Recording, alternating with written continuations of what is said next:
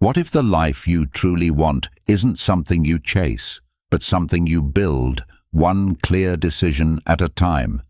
In a world that constantly tells you to do more, be more, and have more, it's easy to lose sight of what actually matters. But there's an ancient path, quiet, grounded, and powerful, that can guide you back to what's real. Welcome to How to Use Stoicism to Build the Life You Truly Want. For over 2,000 years, Stoicism has helped people find purpose, clarity, and strength by focusing on what they can control and letting go of everything else. This isn't about wishful thinking or toxic positivity. It's about living intentionally, taking ownership of your choices, and creating a life built on wisdom, courage, discipline, and justice. In this full guide, you'll learn how to apply Stoic principles to your everyday decisions, break free from distractions and fear, and move steadily toward a life that aligns with your values. You don't have to wait for the perfect moment. You can start building that life right now. Let's begin. Have you ever experienced the jarring shift from being completely engaged with someone to suddenly feeling like you don't exist? One day they're talking, laughing, making plans with you, and the next day there's nothing, no calls, no replies, just an uncomfortable silence that seems to stretch endlessly. This phenomenon is more common than you might think, and understanding it can fundamentally change how you navigate relationships and protect your emotional well-being. When someone starts ignoring you, it's rarely a coincidence. It's a deliberate choice, even if they won't explain it or confront you directly about what's changed. Instead, they simply disappear, leaving you to wonder what went wrong, what you might have done, or how you could fix something you don't even understand. This behavior can feel deeply personal, but the truth is often far more complex and revealing about the other person than it is about you. People vanish from our lives for various reasons, and not all of them are what they seem on the surface. Some individuals distance themselves because they no longer need anything from you. Their interaction was transactional from the beginning, and once the transaction is complete, so is their interest. Others pull away because your growth and progress make them uncomfortable, forcing them to confront their own stagnation or lack of ambition. Still others were never genuinely invested in the relationship to begin with. They were merely passing through your life, taking what they could while offering little in return. The real power in these situations doesn't lie in chasing after explanations or begging for clarity. Instead, it comes from understanding why this behavior occurs and refusing to take it personally. When you can step back and see these patterns for what they truly are, you gain a kind of freedom that protects you from future disappointment and helps you identify the people who are genuinely worth your time and energy. Consider the story of Ethan, a man who embodied everything we typically associate with being a good friend. He was friendly, reliable, and always ready to help others when they needed him. For years, Ethan was the person everyone wanted to be around, the one people turned to when they needed support or simply wanted good company. But one day, something shifted in a way that left him confused and hurt. His messages began going unanswered. Friends who had once sought him out regularly grew distant and seemingly uninterested in maintaining contact. Conversations that used to flow naturally and warmly now felt forced and cold, if they happened at all. At first, Ethan rationalized the change. Maybe everyone was just busy. Maybe it was a temporary phase that would pass once life settled down for his friends. But deep inside, a nagging question haunted him. Why were they ignoring him? Frustrated and seeking answers, Ethan decided to visit his old mentor, Mr. Harris, a retired psychologist known throughout their community for his wisdom and insight into human behavior. When Ethan arrived at Mr. Harris's home, he was clearly troubled, his usual confident demeanor replaced by uncertainty and self-doubt. "Sir?" Ethan sighed heavily as he settled into the familiar chair across from his mentor. "I don't understand what's happening. People who once valued me, who seemed to genuinely care about our friendship, now act like I don't exist. What did I do wrong? How did I mess this up?" Mr. Harris listened carefully, then smiled with the kind of knowing expression that comes from years of observing human nature. Without saying a word, he reached into a drawer and pulled out a simple candle and a matchstick, placing both items on the table between them. "Light this candle," he said simply, pushing the items toward Ethan. Confused but trusting his mentor's methods, Ethan struck the match and carefully lit the candle. Soon, a steady flame flickered in the dim room, casting dancing shadows on the walls around them. The warm light seemed to create an intimate atmosphere perfect for deep conversation. "Now," Mr. Harris continued, "bring it close to this open window." Ethan did as he was told, carrying the lit candle toward the window where a gentle breeze was flowing into the room. Within seconds, a gust of wind caught the flame and blew it out completely, leaving them in relative darkness once again. Mr. Harris leaned back in his chair with a satisfied expression. "That, my boy, is why people ignore you." Ethan frowned, still not understanding the connection between the extinguished candle and his social situation. "I don't understand what you're trying to tell me." Mr. Harris chuckled softly, the sound filled with both amusement and compassion. "A small flame only stays lit when it's protected from the wind. But when a flame burns too bright, when it grows strong and confident, it actually invites the wind to try to extinguish it." As the words sank in, Ethan sat in contemplative silence, feeling the weight of realization settling over him. The metaphor was beginning to make sense, and with it came an understanding that would change how he viewed his relationships forever. "People don't always ignore you because they dislike you," Mr. Harris explained gently.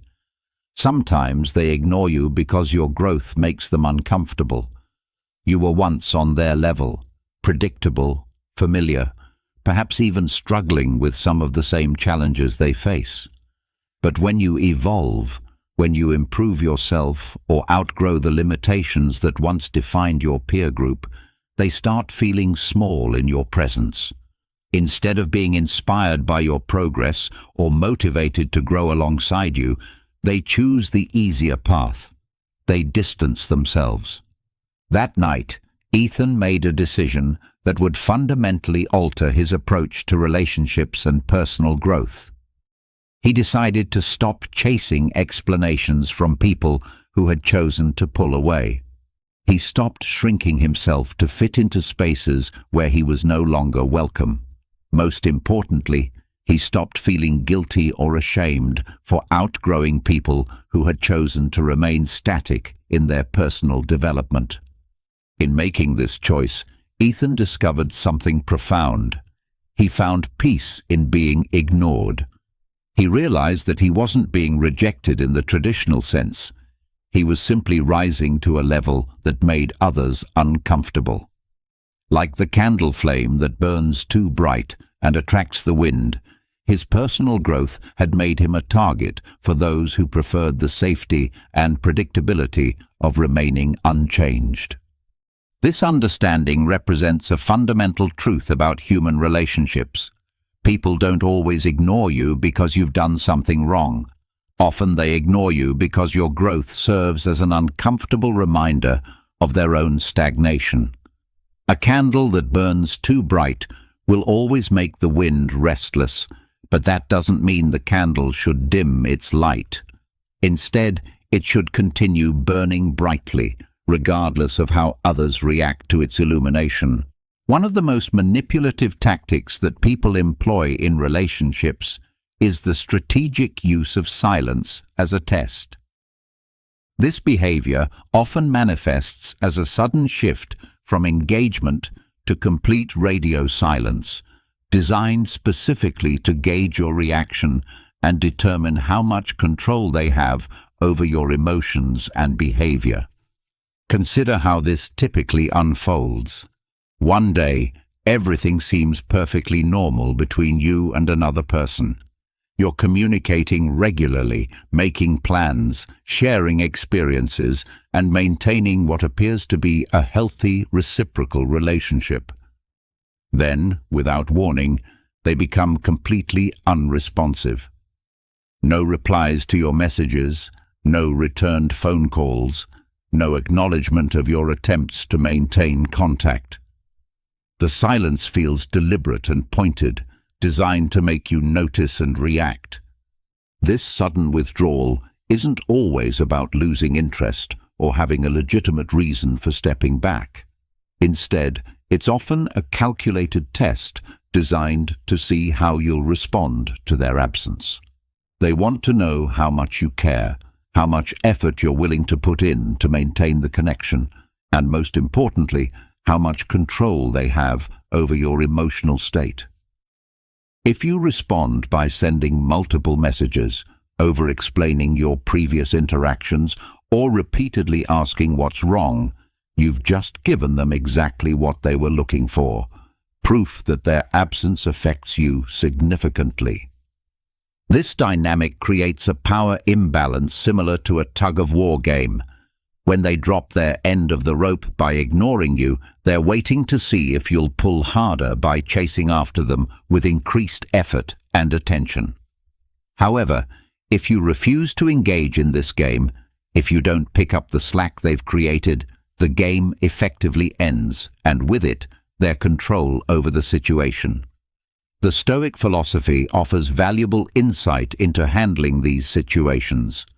The principle that he who needs least from others is the most powerful applies directly to these testing scenarios.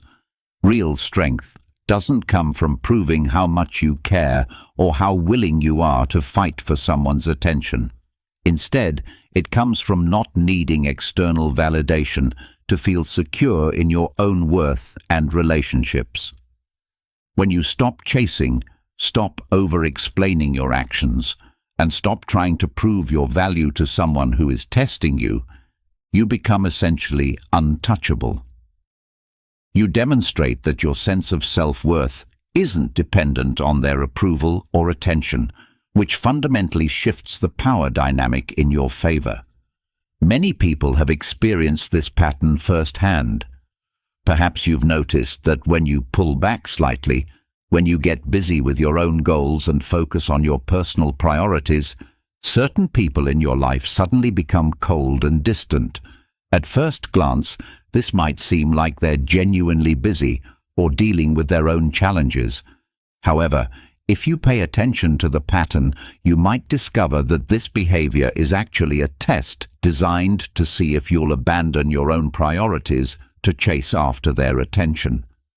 The most effective way to handle this situation is often counterintuitive. You give them nothing. No extra messages asking if they're okay. No attempts to analyze what might have gone wrong. No efforts to prove that you care about the relationship. Just silence in return. Often, this non-response reveals the true nature of their behavior.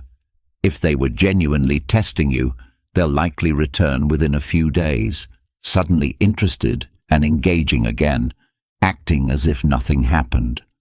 This experience can be eye-opening because it demonstrates that the withdrawal wasn't about them being busy or upset.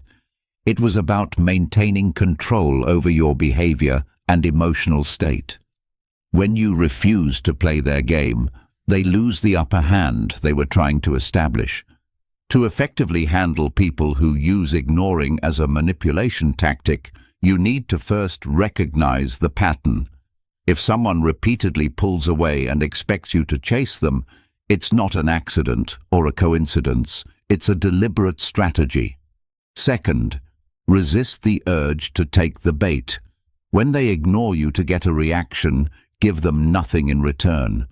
Finally, remember your own worth and the fact that healthy relationships shouldn't require you to prove your care through desperate pursuit.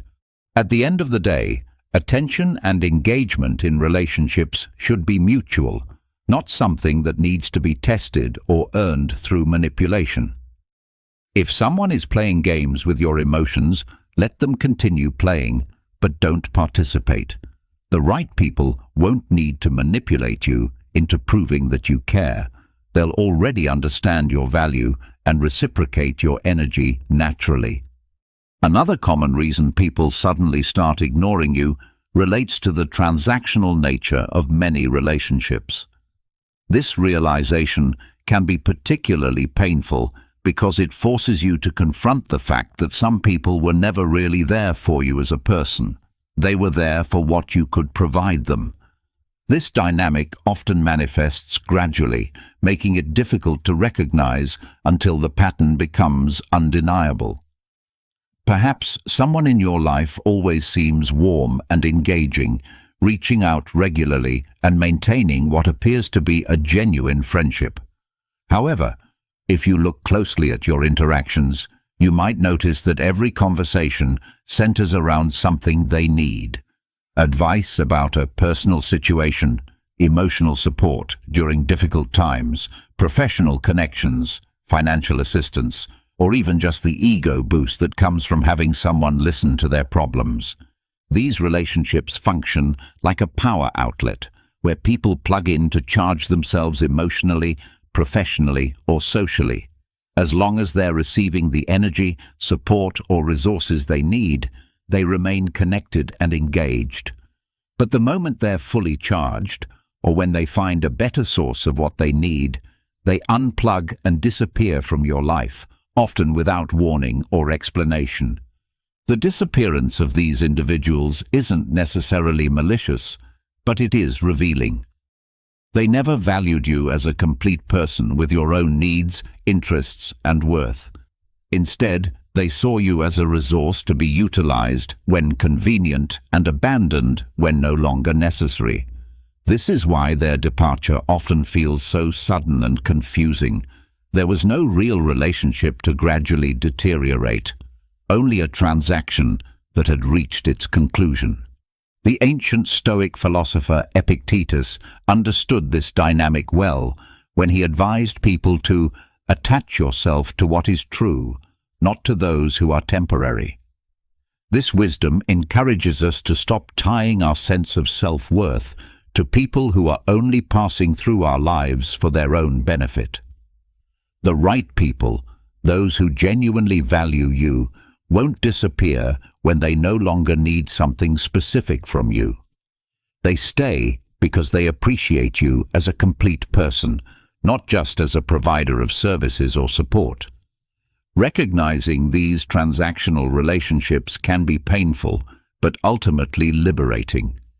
When you understand that someone's presence in your life was conditional upon what you could offer them, their absence becomes less of a personal rejection and more of a clear indication of their character and priorities. Many people have experienced this type of relationship without initially recognizing its true nature. You might remember someone who seemed genuinely interested in your friendship, always reaching out and maintaining regular contact. However, looking back with clearer perspective, you might realize that every interaction followed a similar pattern. They needed something, and you provided it. When you decided to step back, not necessarily in a confrontational way, but simply to see if they would reach out without needing something, they vanished completely. This experience, while initially disappointing, actually provides valuable information about the relationship's foundation. It reveals that the connection was built on utility rather than mutual respect and affection. Once the utility was removed, there was nothing substantial left to maintain the bond. To handle people who only maintain relationships for their own benefit, Start by recognizing the signs. If someone consistently only reaches out when they need something, pay attention to that pattern.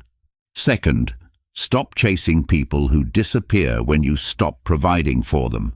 Their absence is actually doing you a favor by revealing their true intentions. Finally, invest your time and energy in building genuine connections based on mutual respect and care rather than one-sided transactions. The most important thing to remember is that some people will leave your life when they no longer benefit from you. And this departure isn't something to take personally. Instead, it should be viewed as a lesson about the difference between genuine relationships and transactional interactions. The people who stay, those who value you regardless of what you can provide, are the ones who were meant to be part of your journey. External influence represents another significant factor in why people suddenly start ignoring or distancing themselves from you. This situation can be particularly frustrating because it involves a fundamental shift in how someone perceives you, often based not on their own direct experience, but on information or opinions they've received from others. The scenario typically unfolds like this. Someone who has been warm and friendly toward you suddenly becomes cold, distant, and uninterested in maintaining your relationship. There's been no argument between you, no obvious conflict or misunderstanding that would explain the change in their behavior. Instead, their shift in attitude seems to come from nowhere, leaving you confused and wondering what you might have done wrong. The truth is often that a weak-minded person has been turned against you through gossip, rumors, or external influence. Rather than forming their own opinions based on their direct interactions with you, they've allowed others to think for them. Instead of approaching you directly to seek clarity about whatever they've heard, they choose to listen to whispers and outside judgments, letting these external voices shape their perception of who you are. This dynamic reveals something important about human nature and the strength of different individuals' character.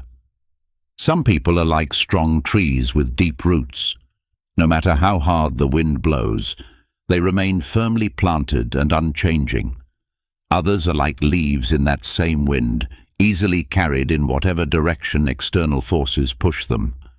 People who are easily influenced lack a solid foundation of their own judgment and critical thinking, making them susceptible to manipulation by anyone willing to plant seeds of doubt or spread negative information. The Stoic philosophy offers insight into this phenomenon through the understanding that a mind that can be easily swayed was never truly yours to begin with. People with genuine integrity and strong moral character seek truth rather than simply accepting rumors or second-hand information. They understand the importance of getting multiple perspectives and making their own informed judgments rather than blindly accepting what others tell them. If someone can be convinced to turn against you without questioning the source of their information or seeking your side of the story, they were never truly reliable or loyal to begin with. Their willingness to believe negative things about you without verification reveals more about their character than it does about whatever they think you've done wrong. Many people have experienced this type of situation, where a close friend or acquaintance suddenly becomes distant without any clear explanation. Later, you might discover through other sources that they had been told something false or misleading about you. The natural impulse in these situations is often to chase after the person, explain yourself, and try to correct whatever misunderstanding has occurred. However, there's another approach that can be more revealing and ultimately more protective of your own well-being. Let them show their true nature. Instead of defending yourself to someone who has already made up their mind based on second-hand information, you can choose to step back and observe how they handle the situation. Do they eventually seek out your perspective? Do they question the source of the negative information they received? Or do they simply accept what they've been told and move on? This approach often provides valuable information about the person's character and the true nature of your relationship with them. If months later they reach out realizing that the person who fed them lies had done the same thing to others, you'll have learned something important about their judgment and loyalty. However, by that point, you may have already moved on and built stronger relationships with people who demonstrate better discernment and character. To handle situations where people are influenced against you by others, remember several key principles. First, don't waste your energy defending yourself to people who are committed to misunderstanding you. If they don't value the truth enough to seek your perspective directly, they don't deserve a detailed explanation of your side of the story. Second, let people reveal their loyalty naturally. A real friend won't let gossip dictate their perception of you without at least giving you a chance to respond. Finally, be grateful when these situations occur, because anyone who is weak enough to be swayed by rumors was never a solid, reliable part of your life to begin with. At the end of the day, you don't actually lose real people in these situations. You just lose illusions about people you thought you knew.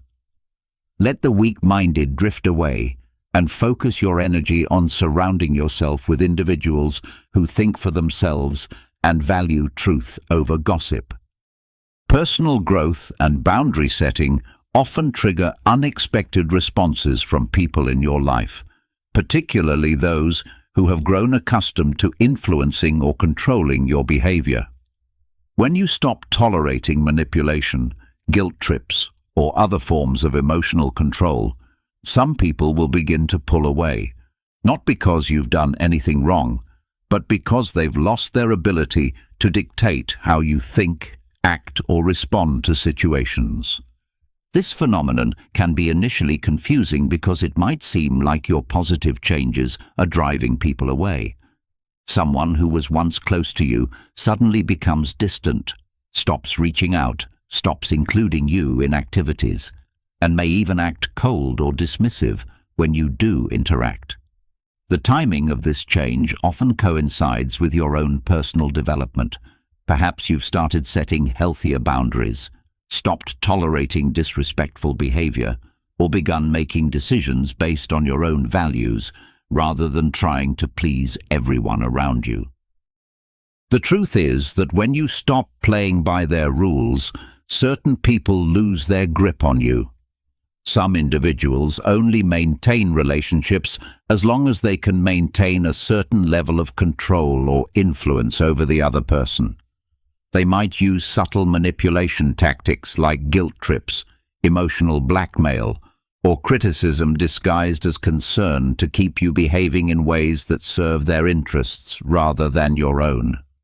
The moment you stop tolerating these behaviors, when you stop explaining yourself excessively, stop allowing others to make you feel guilty for having boundaries, or stop changing your behavior to avoid their disapproval, they begin to lose interest in the relationship.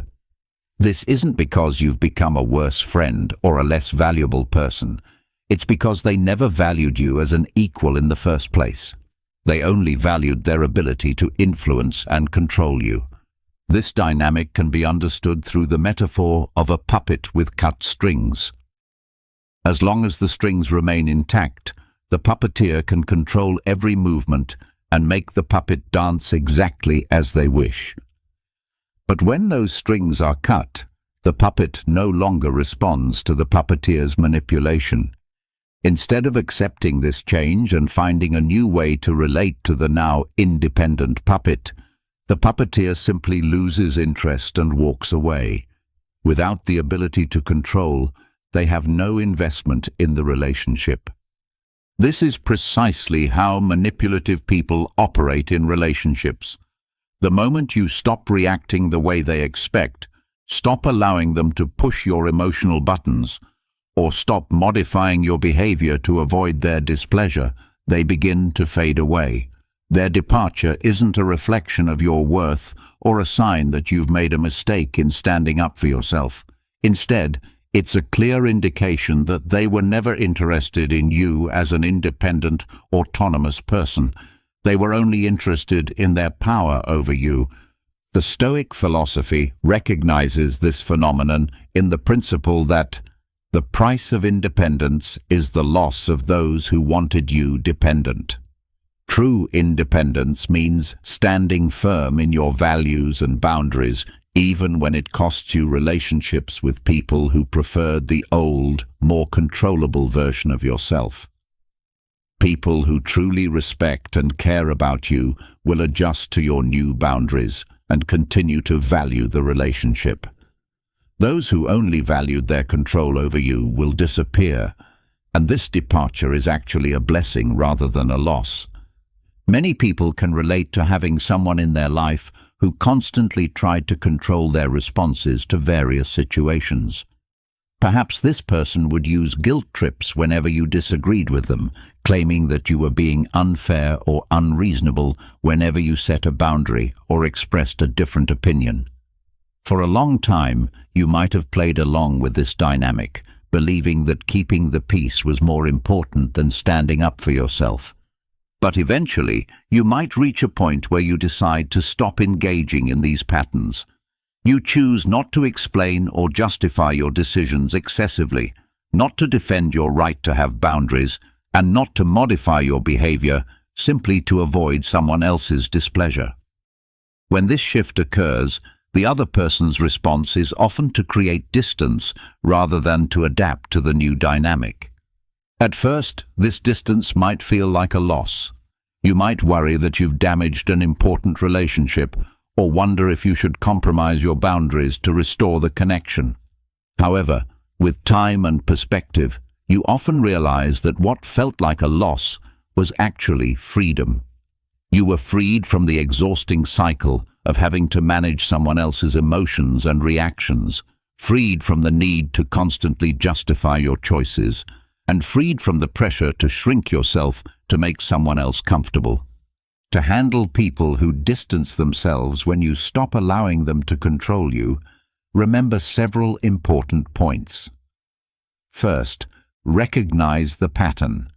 If someone only sticks around when they can influence your behavior, it was never a genuine connection based on mutual respect. Second, stop justifying yourself to people who are upset about your boundaries. The moment you stop over-explaining and start simply acting according to your values, they lose their power to manipulate you. Finally, let them walk away if they choose to. If someone only valued you when they could control you, their absence is actually a sign that you're moving in the right direction. Not everyone will celebrate your independence and personal growth, but the people who leave because they can no longer control you were only there for the power, not for you as a person. Let them go and stand firm in who you are becoming. Perhaps one of the most challenging aspects of personal growth is discovering that your progress can make others uncomfortable to the point where they choose to distance themselves from you. This phenomenon occurs when your development serves as an uncomfortable mirror, reflecting back to others everything they could be, but aren't willing to work toward achieving. The dynamic typically begins when you start making positive changes in your life. Perhaps you begin focusing more seriously on your goals, developing new skills, changing negative thought patterns, or simply becoming more intentional about how you spend your time and energy. Initially, people in your life might seem supportive of these changes, offering encouragement and expressing excitement about your new direction. However, as you continue progressing and the changes become more substantial and visible, some people's attitudes begin to shift. They liked you better when you were on their level, when you shared the same limitations, struggled with the same challenges, or remained stuck in the same patterns that they continue to experience. Your growth forces them to confront uncomfortable questions about their own lives. Why aren't they making similar progress? What's stopping them from pursuing their own development? Are they settling for less than they could achieve? Rather than using your progress as inspiration or motivation for their own growth, some people choose to deal with their discomfort by distancing themselves from you. They might start making subtle comments about how you've changed or suggest that you're trying too hard. These comments are often disguised as concern or casual observation, but they carry an underlying message of disapproval or resentment. This situation can be understood through the metaphor of climbing a mountain with a companion. At the beginning of the journey, you're walking side by side, sharing the experience and supporting each other through the challenges. The conversation flows easily, and the journey feels collaborative and shared. However, as you begin pushing harder and climbing higher, your companion starts to slow down. They begin complaining about the difficulty of the path, suggesting that maybe you should turn back or take a break, or worse, they start resenting you for continuing to climb. Eventually, they stop climbing altogether. Instead of admitting that they've chosen to give up, or that they're not willing to put in the effort required to continue, they frame your continued progress as a personal attack on them. They say things like, "You're changing," or "You're not the same person anymore." But what they really mean is, "I can't keep up. And instead of trying harder, I'd rather stay behind and make you feel guilty for continuing." The Stoic philosophy addresses this challenge with the principle, "Do not shrink to make others comfortable, grow, and let them choose to keep up." Your personal development is not an attack on anyone else. It's simply a test of who is willing to rise with you and who prefers to remain where they are. Your growth reveals the true nature of your relationships and helps you identify who is genuinely supportive of your progress versus who was only comfortable with you when you remained at their level. Many people have experienced this dynamic with close friends or family members. You might remember a relationship where you and another person had always been on similar paths, sharing the same mindset, routines, and approach to life. But then something shifted. You began focusing more intensively on self-improvement, setting bigger goals, or changing fundamental aspects of how you thought about success and personal development. Initially, the other person might have seemed supportive, even enthusiastic about your new direction. However, as your progress continued and became more visible, their energy toward you began to change. They might start making jokes about your efforts, always couched in playful language but carrying a sharp edge of criticism or mockery. Comments like, "So now you think you're better than us," or "You're too busy for us regular people now," become more frequent. Eventually, these small digs evolve into more direct attempts to undermine your progress or make you feel guilty for growing. The person might start avoiding you, claiming that you've become too different or that they no longer feel comfortable around you. When confronted about the change in the relationship, they often respond with vague statements about how you've changed too much or you're trying too hard. This experience can be particularly painful when it involves someone you care about deeply. You might find yourself torn between continuing your personal growth and trying to preserve the relationship by downplaying your progress or returning to old patterns that made the other person more comfortable.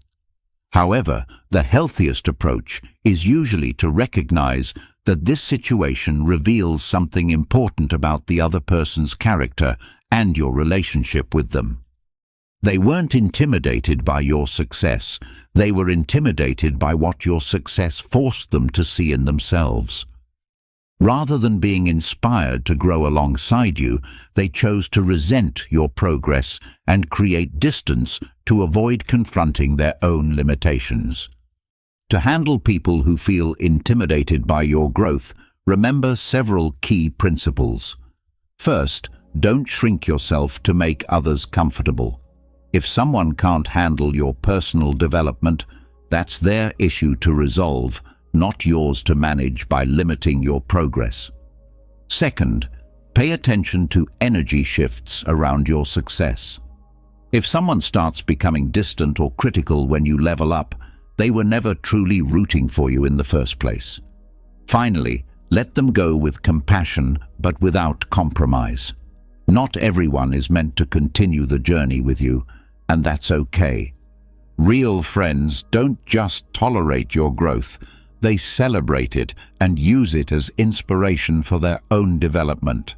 They push you to reach even higher rather than trying to pull you back down to their level. If someone chooses to step away because they can't handle your progress, let them go with gratitude for the lesson they've taught you about who truly supports your success. Sometimes people begin ignoring you, not because of anything you've done to them directly, but because you've stopped tolerating dishonesty, manipulation, or other problematic behaviors that they relied on to maintain their relationships and get what they wanted from others. When you develop the ability to see through deception and refuse to enable toxic patterns, some people will disappear from your life rather than face the truth about their own behavior. This situation often develops gradually. You might begin noticing inconsistencies in someone's stories, small lies that don't seem to serve any obvious purpose, or manipulative behaviors that you previously overlooked or made excuses for. As you become more aware of these patterns and less willing to ignore them, the other person faces a choice. They can either change their behavior and interact with you honestly, or they can remove themselves from situations where their deception no longer works. Most people, when faced with this choice, opt for removal rather than reformation. It's easier for them to walk away and find new people to manipulate than it is to confront their own dishonesty and develop healthier ways of relating to others. They've built their approach to relationships around deception, half-truths, and hidden motives, and when those tactics no longer work with you, they have no backup plan for genuine interaction. This dynamic can be understood through the metaphor of turning on a light in a dark room. When you enter a room filled with shadows, things might seem acceptable until you flip the switch and illuminate the space. Suddenly, you can see the mess, the dust, the problems that were hidden in the darkness. Once you've seen the truth, you can't unsee it, and those who relied on the darkness to hide their flaws can no longer operate comfortably in your presence. The same thing happens when you develop the ability to recognize dishonesty and manipulation in relationships. The moment you shine the light of truth on someone's behavior patterns, they often become uncomfortable and choose to leave rather than address what's been revealed. They might claim that you've changed or become too critical, but what they really mean is that you've stopped allowing them to take advantage of you. The Stoic philosophy recognizes this phenomenon in the principle that the truth offends only those living a lie. A person who is honest, accountable, and genuine has nothing to fear from scrutiny or direct questions. They welcome clarity and openness because they have nothing to hide. However, those who have built their relationships on deception will hate the light of truth because it exposes the foundation of lies they've been operating from.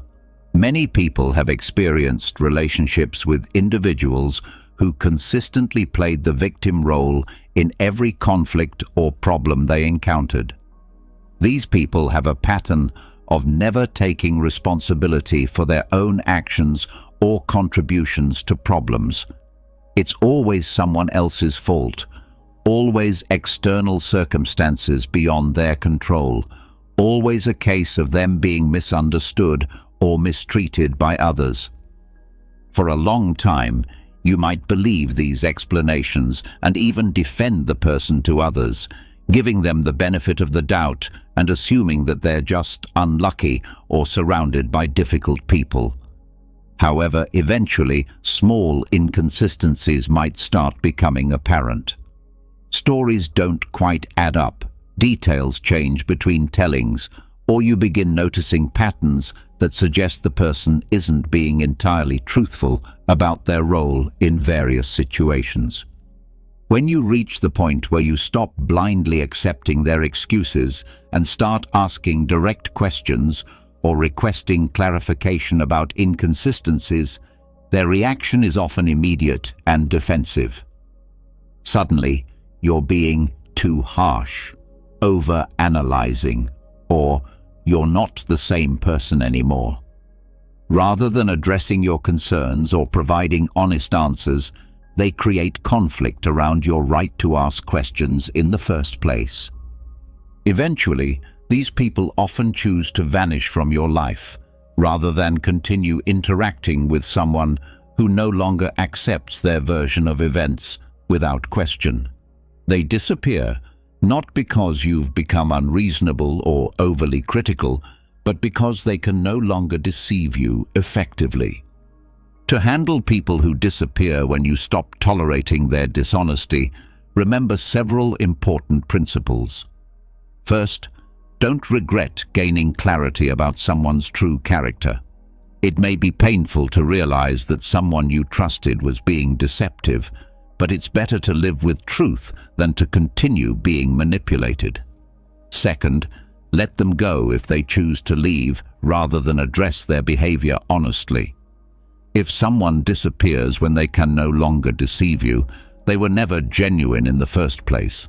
Finally, stand firm in your commitment to integrity and honesty, even when it costs you relationships with people who preferred to operate through deception. The truth doesn't destroy real relationships. It only destroys false ones built on lies and manipulation.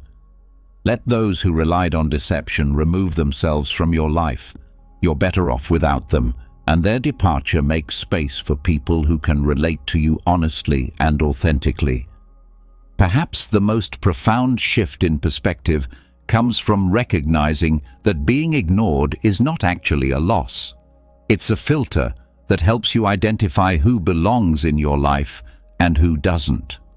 When people suddenly stop acknowledging you, distance themselves without explanation, or simply fade away from your daily experience, it's natural to feel hurt, confused, or even rejected. However, what if this experience is actually a gift in disguise? The people who suddenly stop acknowledging your presence or who distance themselves without explanation are revealing something crucial about their character and their genuine investment in your relationship. They're showing you that their connection to you was conditional, superficial, or based on circumstances that are no longer present. Rather than viewing this as something to grieve or try to fix, it can be more helpful to see it as valuable information about who these people really are and what they actually meant to your life. This process functions like a garden, naturally shedding its dead leaves in preparation for new growth. Trees don't mourn the leaves that fall in autumn. They understand that this shedding is necessary to make space for new growth in the spring. The leaves that fall were meant to be temporary. Their purpose has been fulfilled, and now they must make way for what comes next. Human relationships often follow similar patterns. Some people are seasonal presences in our lives. They were never meant to be permanent fixtures, but rather temporary companions for specific phases of our journey. When they walk away or begin ignoring us, they're not rejecting our worth as individuals. They're simply revealing that their time in our lives has come to an end. This departure, rather than being a cause for sadness, actually creates space for new relationships with people who are better aligned with who we're becoming. The Stoic philosophy embraces this understanding through the principle, do not grieve those who walked away, be grateful they revealed themselves. If someone can ignore your presence so easily, it demonstrates that they never truly valued it in the first place. This realization isn't a loss, it's clarity. It saves you from continuing to invest time and energy in relationships that were never as meaningful or genuine as you believed them to be. Many people have experienced relationships where they consistently put in most of the effort to maintain the connection. They might be the one who usually initiates contact, suggests getting together, remembers important dates, or checks in during difficult times. When these individuals decide to step back and see what happens, not out of spite or as a test, but simply to observe the natural flow of the relationship, they often discover something revealing. The other person doesn't step up to fill the gap. This discovery can be initially disappointing, but it provides invaluable insight into the true nature of the relationship. It reveals that what you thought was a mutual connection was actually a one-sided effort disguised as reciprocal friendship. The silence that follows your decision to stop being the primary driver of the relationship isn't rejection. It's the answer to a question you didn't even know you were asking. Would this person maintain our connection if I stopped doing all the work? When you realize that someone's presence in your life was entirely dependent on your initiative and effort, it fundamentally changes how you view both the relationship and your own value. You begin to understand that you hadn't lost a real friend. You had lost an illusion of friendship that was built on unequal investment and effort. This realization leads to a profound shift in how you approach relationships going forward. Instead of chasing people who demonstrate through their actions that they're not genuinely interested in maintaining a connection with you, you begin to focus your energy on relationships that flow more naturally. You start to appreciate the people who reach out to you without prompting, who remember important events in your life without being reminded, and who invest in the relationship without needing to be encouraged or convinced to do so. The process of recognizing these patterns can be uncomfortable, but it's ultimately liberating. When you stop trying to maintain relationships with people who have demonstrated that they won't reciprocate your effort, you create space in your life for connections that are more balanced, authentic, and mutually beneficial. You also free yourself from the exhausting cycle of constantly proving your worth to people who either don't recognize it or simply don't care. Understanding that being ignored is often a blessing in disguise requires a fundamental shift in perspective. Instead of viewing silence or distance as rejection, you can begin to see it as information. When someone chooses to ignore you or fade from your life, they're telling you something important about their character, their priorities, and their genuine interest in maintaining a relationship with you. This information, while sometimes painful to receive, is ultimately valuable because it helps you make better decisions about where to invest your time and emotional energy. The people who ignore you are essentially self-selecting out of your life, which saves you the trouble of having to figure out who is genuinely supportive and who is just going through the motions of friendship. They're doing you a favor by revealing their true nature before you invest even more deeply in relationships that were never as solid as they appeared to be. This perspective doesn't mean you should become cynical about relationships or stop investing in people altogether. Instead, it means becoming more discerning about who deserves your energy and attention. It means learning to recognize the difference between people who are genuinely interested in being part of your life and those who are only present when it's convenient or beneficial for them. The most profound aspect of this understanding is that it helps you develop a healthier relationship with solitude and independence. When you stop taking other people's lack of interest personally, you become less dependent on external validation for your sense of self-worth. You begin to understand that your value as a person isn't determined by how many people are actively engaging with you at any given moment, but rather by your own integrity, character, and the quality of the connections you do maintain. This shift in perspective also helps you become more grateful for the people who do choose to stay in your life consistently. When you understand how many people are willing to walk away when relationships require effort or when circumstances change, you develop a deeper appreciation for those who demonstrate genuine loyalty and care. These are the people who don't need to be convinced of your worth, who don't disappear when you stop initiating all the contact, and who genuinely celebrate your growth rather than feeling threatened by it. The process of learning to see being ignored as a filter rather than a rejection often involves some grief for the relationships you thought you had, but which turned out to be different than you believed.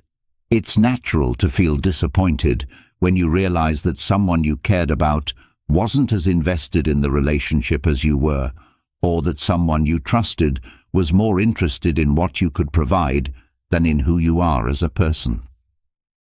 However, this grief is temporary and ultimately healing. It represents the end of illusions that were probably costing you more energy than they were worth. When you stop trying to maintain relationships with people who have demonstrated that they're not genuinely interested, you often discover that you have more time and energy for the activities and relationships that actually nourish you. Many people find that once they stop chasing after relationships that require constant effort to maintain, they naturally attract different types of connections. When you're not constantly focused on trying to win over people who are lukewarm about your presence, you become more available for relationships with people who are genuinely excited to know you and spend time with you. This doesn't mean that good relationships don't require any effort, or that you should expect people to constantly pursue you without any reciprocation. Healthy relationships do require mutual investment, communication, and care.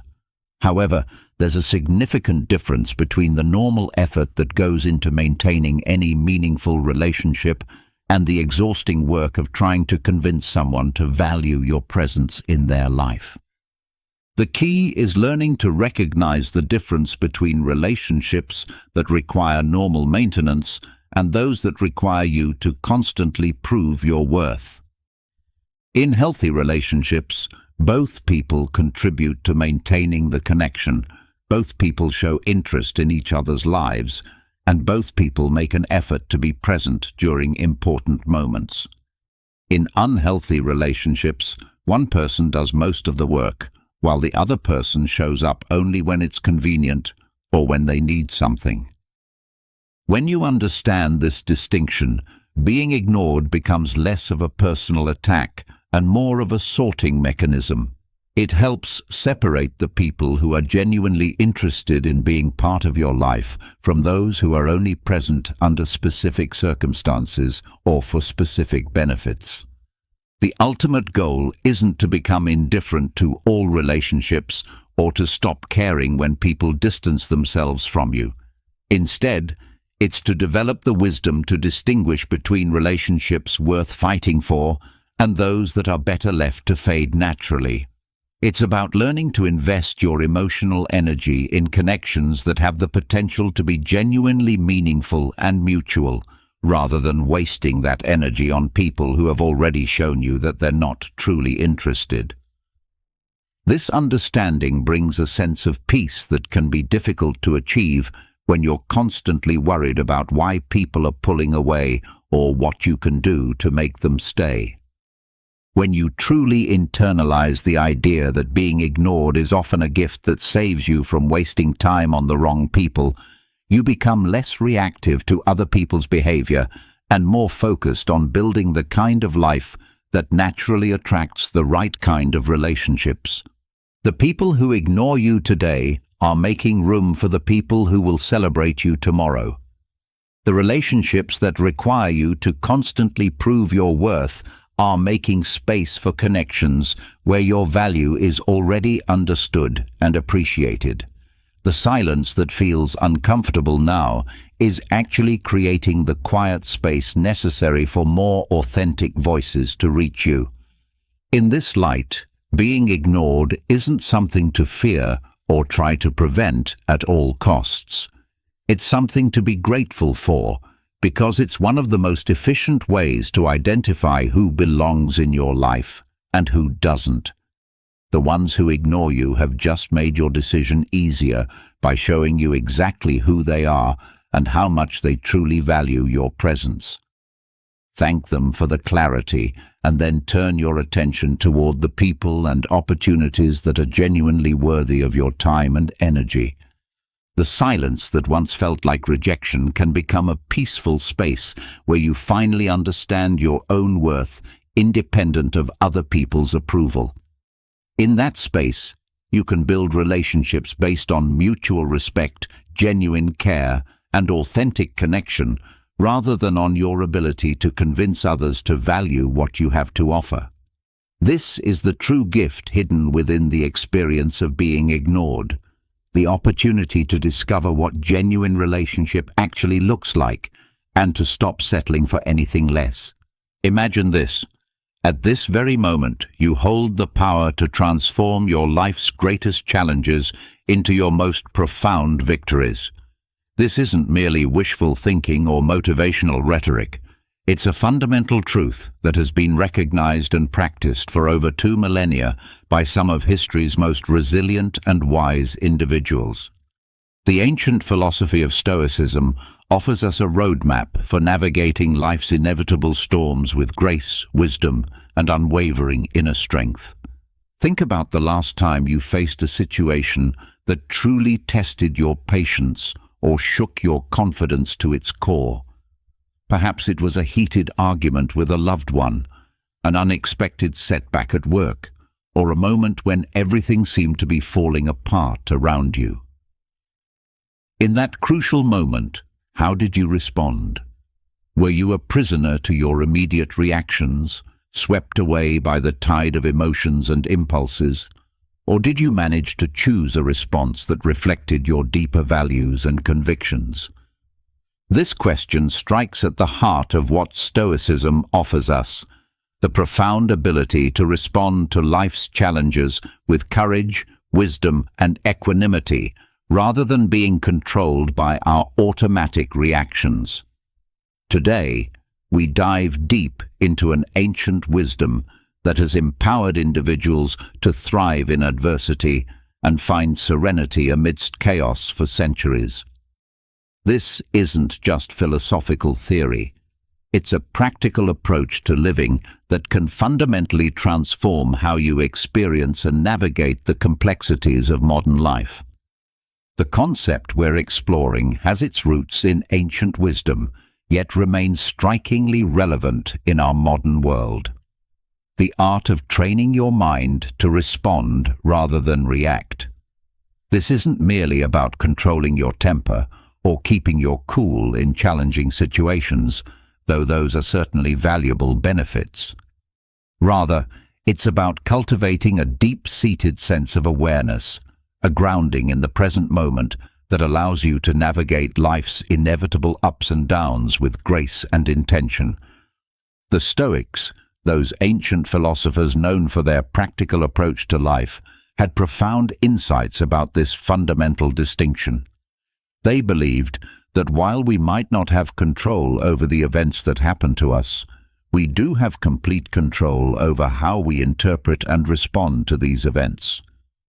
This understanding forms the cornerstone of Stoic philosophy and offers us a path to genuine freedom and peace. Stoicism teaches us to focus our energy and attention on what's within our control, encouraging a healthy detachment from external circumstances while anchoring ourselves firmly in our own reason and choices. It's this Stoic wisdom that can inspire us to pause, reflect, and choose a course of action that is reasoned and deliberate rather than impulsive and reactive. This shift from reaction to response represents nothing less than a transformation in how we engage with life itself. But why is this distinction so important? Consider how much of our daily stress, regret, and frustration comes from knee-jerk reactions to things people say or do, to unexpected circumstances, or to situations that don't unfold as we had hoped. Now imagine if, instead of being at the mercy of these automatic responses, you could remain calm, centered, and thoughtful, even when the world around you is anything but stable. This isn't just about improving your peace of mind, though that's certainly a wonderful benefit. It's about becoming a more effective, compassionate, and resilient person, qualities that can transform not only your own life, but also the lives of those around you. When we react impulsively, we often say or do things we later regret. We make decisions based on temporary emotions rather than our enduring values. We allow external circumstances to dictate our internal state, essentially giving our power away to forces beyond our control. This reactive mode of living keeps us in a constant state of stress and uncertainty, never quite sure how we'll handle the next challenge that comes our way. In contrast, when we learn to respond thoughtfully, we reclaim our agency and align our actions with our deepest principles. We become architects of our own experience rather than passive victims of circumstance. This responsive approach allows us to maintain our integrity and inner peace regardless of what's happening around us, creating a stable foundation from which we can engage with life's challenges effectively and compassionately. The journey toward mastering this distinction begins with understanding what the Stoics meant when they spoke about living according to nature and reason. For the Stoics, human nature is fundamentally rational, and our highest calling is to live in accordance with this rational capacity. This doesn't mean suppressing emotions or becoming coldly logical in all situations. Rather, it means using our rational faculty to examine our emotions, understand their origins, and choose how to act in ways that align with our values and long-term well-being. When faced with a triggering event, whether it's criticism from a colleague, unexpected bad news, or a frustrating delay, our immediate impulse is often to react based on the emotion the situation generates. We might feel angry, hurt, frustrated, or anxious, and these feelings can quickly translate into words or actions that we later wish we could take back. The Stoic approach involves creating space between the trigger and our response, using that space to engage our rational mind and choose our course of action deliberately. This reflective pause allows us to consider various possible outcomes and choose the one that is most reasoned, balanced, and, importantly, under our control. In practicing this approach, we're not suppressing our emotions or pretending they don't exist. Instead, we're acknowledging them, understanding their origins, and then deciding if and how they should influence our actions. This approach empowers us to interact with the world in a way that maintains our inner peace and integrity, regardless of external circumstances. The importance of responding over reacting extends far beyond personal peace. It influences the quality of our relationships, the effectiveness of our leadership, and our resilience in the face of adversity. When we respond thoughtfully, we demonstrate respect, understanding, and empathy toward others' viewpoints and experiences, fostering more meaningful and constructive interactions. We become people that others can rely on, knowing that we won't be derailed by temporary emotions or circumstances. Consider how different your relationships would be if you consistently responded from a place of thoughtfulness rather than reactivity. When someone says something that initially offends you, instead of immediately defending yourself or attacking back, you might pause to consider what might be driving their comment. Perhaps they're stressed, hurt, or simply expressing themselves poorly. This pause allows you to respond in a way that either diffuses the situation or addresses the real issue at hand, rather than escalating conflict unnecessarily. In professional settings, this distinction becomes even more crucial. Leaders who react impulsively to challenges or setbacks often create more problems than they solve. They might make hasty decisions, blame others unfairly, or create an atmosphere of fear and uncertainty. In contrast, leaders who have mastered the art of thoughtful response inspire confidence and trust. They create space for creative problem-solving and maintain team morale even during difficult periods. Embarking on this transformative journey to train the mind requires more than mere intention. It necessitates deliberate and sustained effort, much like the practices espoused by the Stoics. These ancient philosophers offer timeless insights that can anchor our modern approach to cultivating a responsive rather than reactive mind. The foundation of this transformation lies in developing profound self-awareness, a cornerstone of Stoic philosophy. The Stoics emphasized the importance of introspection and understanding one's own thoughts, emotions, and motivations. In our context, this means cultivating an acute awareness of our mental and emotional states throughout the day. When you're aware of your thoughts and feelings as they arise, you're better equipped to manage them effectively rather than being controlled by them. This heightened self-awareness allows you to recognize the onset of emotional reactions before they fully take hold, providing the crucial first step in choosing a different, more reasoned response. It's like having an early warning system that alerts you when you're about to fall into reactive patterns, giving you the opportunity to make a different choice. Developing this awareness requires consistent practice and attention. You might start by simply noticing your emotional state several times throughout the day. What are you feeling right now? What thoughts are running through your mind? What physical sensations are you experiencing? This simple check-in practice helps you develop the habit of self-observation that forms the foundation of responsive living. Next, we explore the transformative practice of pausing, a simple yet profound strategy that Marcus Aurelius, the Stoic emperor, often spoke about. He wrote extensively about the space between stimulus and response, recognizing it as the space where we have the power to choose our actions.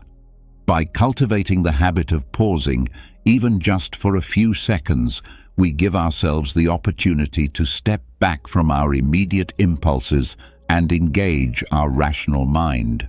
This pause can be filled with a deep breath, a moment of reflection, or a brief meditation. It doesn't need to be long or elaborate. Sometimes even a 3-second pause is enough to shift from reactive to responsive mode. In this space, we can consult our inner wisdom, asking ourselves what virtue calls for in this moment and what response aligns with our highest self. This practice becomes particularly powerful when we're facing challenging or emotionally charged situations. The pause serves multiple functions. First, it interrupts the automatic pattern of stimulus response that often leads to reactive behavior. Second, it activates our prefrontal cortex, the part of the brain responsible for executive decision-making, rather than allowing our limbic system to drive our actions. Third, it reminds us that we have choices in how we respond, even when we don't have choices about what happens to us. Another pivotal strategy is reframing our perspective, a technique that Stoics used masterfully to maintain equanimity in the face of adversity. This involves consciously choosing to view a situation from a different angle, one that reduces its emotional charge and reveals alternative ways to engage with it. The Stoics understood that our suffering often comes not from events themselves, but from our judgments about those events. For instance, instead of seeing a challenging work situation as a threat to your competence or security, you might reframe it as an opportunity to grow, demonstrate resilience, or develop new skills. When faced with criticism, rather than immediately becoming defensive, you might view it as valuable feedback that could help you improve. When dealing with difficult people, instead of seeing them as obstacles, you might view them as teachers who are helping you develop patience and understanding. This reframing isn't about denial or positive thinking for its own sake. It's about recognizing that there are multiple ways to interpret any situation and choosing the interpretation that serves you and others best. By changing our narrative about what's happening, we shift our emotional responses and open up new possibilities for action. The Stoics were also strong advocates of focusing on what we can control and letting go of what we cannot. This principle, often considered the heart of Stoic philosophy, involves learning to invest our energy wisely, responding actively to our own thoughts and actions while accepting external events as they unfold. This doesn't mean being passive or indifferent to outcomes. Rather, it's about recognizing where our power truly lies and choosing to act there with intention and integrity. When we focus on what's within our control, we naturally become more responsive and less reactive. We stop wasting energy fighting against things we can't change and instead channel that energy into areas where we can make a real difference. This shift often leads to greater effectiveness and less frustration in our daily lives. The practice of consistent reflection and adjustment is also key to training the mind toward responsiveness. The Stoics engaged in daily self-examination, often at the end of each day, assessing their actions and progress toward virtue. Similarly, we can end our days by reflecting on our responses throughout the day, celebrating our successes in choosing thoughtful actions and learning from the times we fell back into reactivity.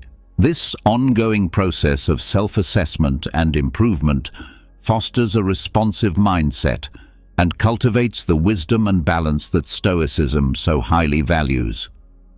It's through this regular reflection that we begin to see patterns in our behavior and identify specific triggers or situations where we tend to react rather than respond. This awareness then allows us to prepare better strategies for similar situations in the future. Mindfulness, at its core, is about cultivating a deep awareness of the present moment. It's about observing our thoughts, emotions, and sensations without judgment, allowing us to gain insights into their nature and influence. By practicing mindfulness, we align with the Stoic endeavor to live with awareness and intention, anchoring ourselves firmly in the now, the only time when we truly have the power to act. One practical way to cultivate mindfulness is through focused attention exercises, such as breath meditation. By simply observing our breath, noticing each inhale and exhale without trying to change it, we develop the ability to maintain attention and return it to our point of focus when it inevitably wanders. This practice is not just about relaxation, though that's often a pleasant side effect. It's a training ground for the mind, enhancing our ability to concentrate and remain present amid life's distractions and challenges. This enhanced capacity for sustained attention directly supports our ability to respond rather than react. When we can maintain awareness of our internal state and the present moment, we're much less likely to be swept away by automatic reactions. Instead, we can observe what's happening both internally and externally and choose our response from a place of clarity and centeredness. Another key practice is mindful observation, which can be applied to any daily activity, turning it into an opportunity for developing presence and awareness. Whether you're eating, walking, washing dishes, or even performing mundane tasks at work, you can practice being fully engaged with the activity, observing every aspect with curiosity and openness. This not only enriches the experience itself, but also strengthens your ability to remain focused and responsive in various situations. When we're fully present with our activities, we're training our minds to stay engaged with what's actually happening, rather than getting lost in thoughts about the past or worries about the future. This present moment awareness is crucial for responsive living because it keeps us grounded in reality rather than in our mental narratives about reality. Body scan meditation is another powerful mindfulness technique that fosters body awareness and presence. By attentively scanning through different parts of the body, noticing sensations, tension, or relaxation, we not only cultivate a greater connection with our physical selves, but also learn to recognize and release stored tensions and emotions. This practice echoes the Stoic understanding of the relationship between mind and body and the importance of not allowing physical sensations to unduly influence our rational minds. The body often holds the first signs of emotional reactivity: tension in the shoulders, a knot in the stomach, a tightness in the chest. When we're attuned to these physical signals, we can use them as early warning signs that we're moving into reactive mode, giving us the opportunity to pause and choose a more thoughtful response. Incorporating mindfulness into our interactions with others can also transform our relationships and communication. By being fully present with others, listening attentively without planning what we'll say next, and observing without judgment, we foster deeper understanding and connection. This practice aligns with the Stoic value of empathy and the recognition that others, too, are rational beings navigating their own challenges and experiences. When we're truly present in our interactions, we're much more likely to respond to what's actually being said and what's actually happening, rather than reacting to our assumptions, past experiences, or fears about the future. This presence allows for more authentic and effective communication and helps prevent many of the misunderstandings that arise when we're not fully engaged with others. By embracing these mindfulness practices, we walk a path tread by the Stoics, one that leads to greater clarity, tranquility, and effectiveness in our actions. As we cultivate a mindful presence, we equip ourselves with the tools to respond to life's inevitable challenges with grace, wisdom, and composure, embodying the best of what it means to live a Stoic-inspired life. Now let's turn our focus toward the pragmatic application of these insights, aiming to cultivate a lifestyle where responding thoughtfully consistently overshadows reactive impulses. This journey toward implementing response over reaction is not merely about suppressing natural reflexes. Rather, it's about enriching our engagement with life, echoing the Stoic virtue of living with deliberate intention and rationality. To embody the principles we've discussed, it's crucial to establish daily practices that reinforce the art of responding. Imagine you're faced with a challenging situation, perhaps a disagreement at work, an unexpected setback, or frustrating news. The immediate impulse might be to react emotionally, driven by frustration, disappointment, or anger.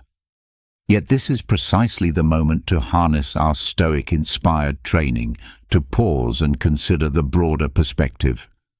In such moments, we might ask ourselves, what would a wise person do in this situation?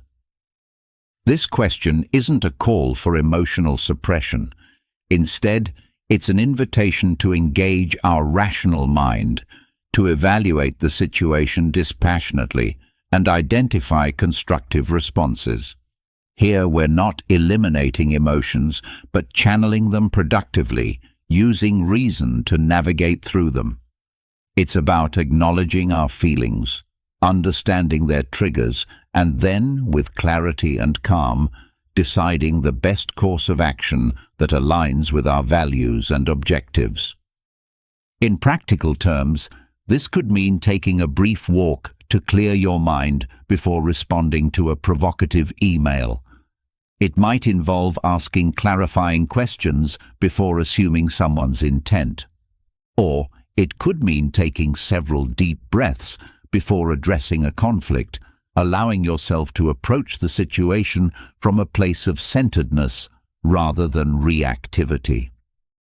Each time you choose to respond rather than react, you're reinforcing a pattern of thoughtful engagement with life's challenges. You're building what we might call response muscle, the capacity to consistently choose deliberate action over automatic reaction. This muscle grows stronger with practice, just like physical muscles grow stronger with exercise. Moreover, integrating this approach into your daily routines amplifies its impact significantly. You might begin your day with a reflection on your intentions, reminding yourself of your commitment to respond thoughtfully across various contexts. This morning, intention setting creates a foundation for the day, helping you remember your goal to practice responsive rather than reactive behavior. Regular journaling can also be incredibly valuable for developing and maintaining a responsive mindset. In your journal, you can reflect on your responses throughout the day, celebrate your successes in choosing thoughtful actions, and identify areas for growth. You might ask yourself questions like, when did I respond well today? When did I fall back into reactive patterns? What triggered those reactions? How might I handle similar situations differently in the future? This reflective practice helps you become increasingly aware of your patterns and progress. It also helps you identify specific triggers or situations where you tend to struggle with reactivity, allowing you to develop targeted strategies for those challenging areas. It's also important to embrace a mindset of continuous learning and adaptation, recognizing that each day offers fresh opportunities to practice and deepen your mastery of response over reaction. Some days you'll do better than others, and that's completely normal and expected. The goal isn't perfection, but rather consistent progress and learning. When you do fall back into reactive patterns, and you will because you're human, the Stoic approach is to view these moments as learning opportunities rather than failures. You might ask yourself, what can I learn from this reaction? What was I trying to protect or achieve? How might I handle a similar situation differently next time? This approach turns setbacks into stepping stones for growth. By committing to this path, you're not just adopting a strategy for stress reduction or conflict management. You're embracing a way of life that reflects the Stoic pursuit of virtue and wisdom. You're choosing to live with intentionality, aligning your actions with your highest ideals, and in doing so, you're contributing to a more reasoned, compassionate, and responsive world. The ripple effects of this transformation extend far beyond your personal experience. When you consistently respond thoughtfully rather than reactively, you create space for others to do the same. You model a different way of engaging with challenges and conflicts. You contribute to more constructive conversations and relationships. You become a stabilizing presence in an often chaotic world. This doesn't mean you become passive or that you never express strong emotions. Rather, it means that your expressions come from a place of choice rather than compulsion. You might still feel angry about injustice, but you channel that anger into constructive action rather than destructive reaction. You might still feel hurt by someone's words, but you use that hurt as information rather than allowing it to drive your response. The journey from reaction to response is indeed transformative, beckoning us toward a deeper engagement with our inner selves and the external world. It's a path that the Stoics walked with diligence and dedication, and now, with their wisdom guiding us, we too can aspire to navigate life's inevitable changes and challenges with grace, equanimity, and rationality, embodying the true spirit of Stoicism in our modern era. The essence of this exploration is not just about managing our reactions in isolation, but about integrating a responsive, thoughtful approach into the very fabric of our lives. By embracing the principles of Stoicism, focusing on what's within our control, acting with reason, and striving for virtue, we empower ourselves to navigate life's challenges with greater equanimity and purpose. This Stoic-inspired path encourages us to view every moment as an opportunity to practice our commitment to response over reaction. Whether we're faced with daily irritations, significant setbacks, or pivotal decisions, each situation presents a chance to embody the Stoic virtues of wisdom, courage, justice, and temperance. By consistently choosing to respond thoughtfully, we not only enhance our own well-being, but also contribute positively to the lives of those around us. Remember, the journey toward mastering response over reaction is ongoing, a process of continual learning and growth. Like the Stoics, we must embrace the discipline of self-reflection, regularly assessing our progress and adjusting our course as needed. This commitment to personal growth not only brings us closer to our ideal selves, but also resonates outward, influencing our relationships, communities, and the broader tapestry of our interconnected lives. The transformation from reactive to responsive living represents one of the most profound shifts we can make in how we experience life. It moves us from being victims of circumstance to architects of our experience. It shifts us from being controlled by our emotions to using them as valuable information. It transforms us from being unpredictable forces in the world to being reliable sources of wisdom and stability. As we conclude this exploration, remember that every moment presents a choice, a chance to embody the calm, resilience, and wisdom of Stoicism. In the grand tapestry of life, your responses are threads of your character, woven with intention and purpose. Each thoughtful response you choose strengthens the fabric of who you are becoming and contributes to the kind of world you want to live in. The ancient Stoics faced many of the same challenges we face today: difficult relationships, professional setbacks, health concerns, political turmoil, and the inevitable losses that come with being human.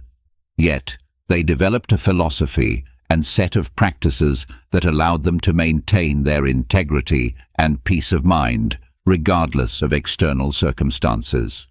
Their wisdom is not merely historical curiosity, but living guidance that can transform how we experience and navigate our modern lives. May your journey forward be enriched with clarity, virtue, and peace.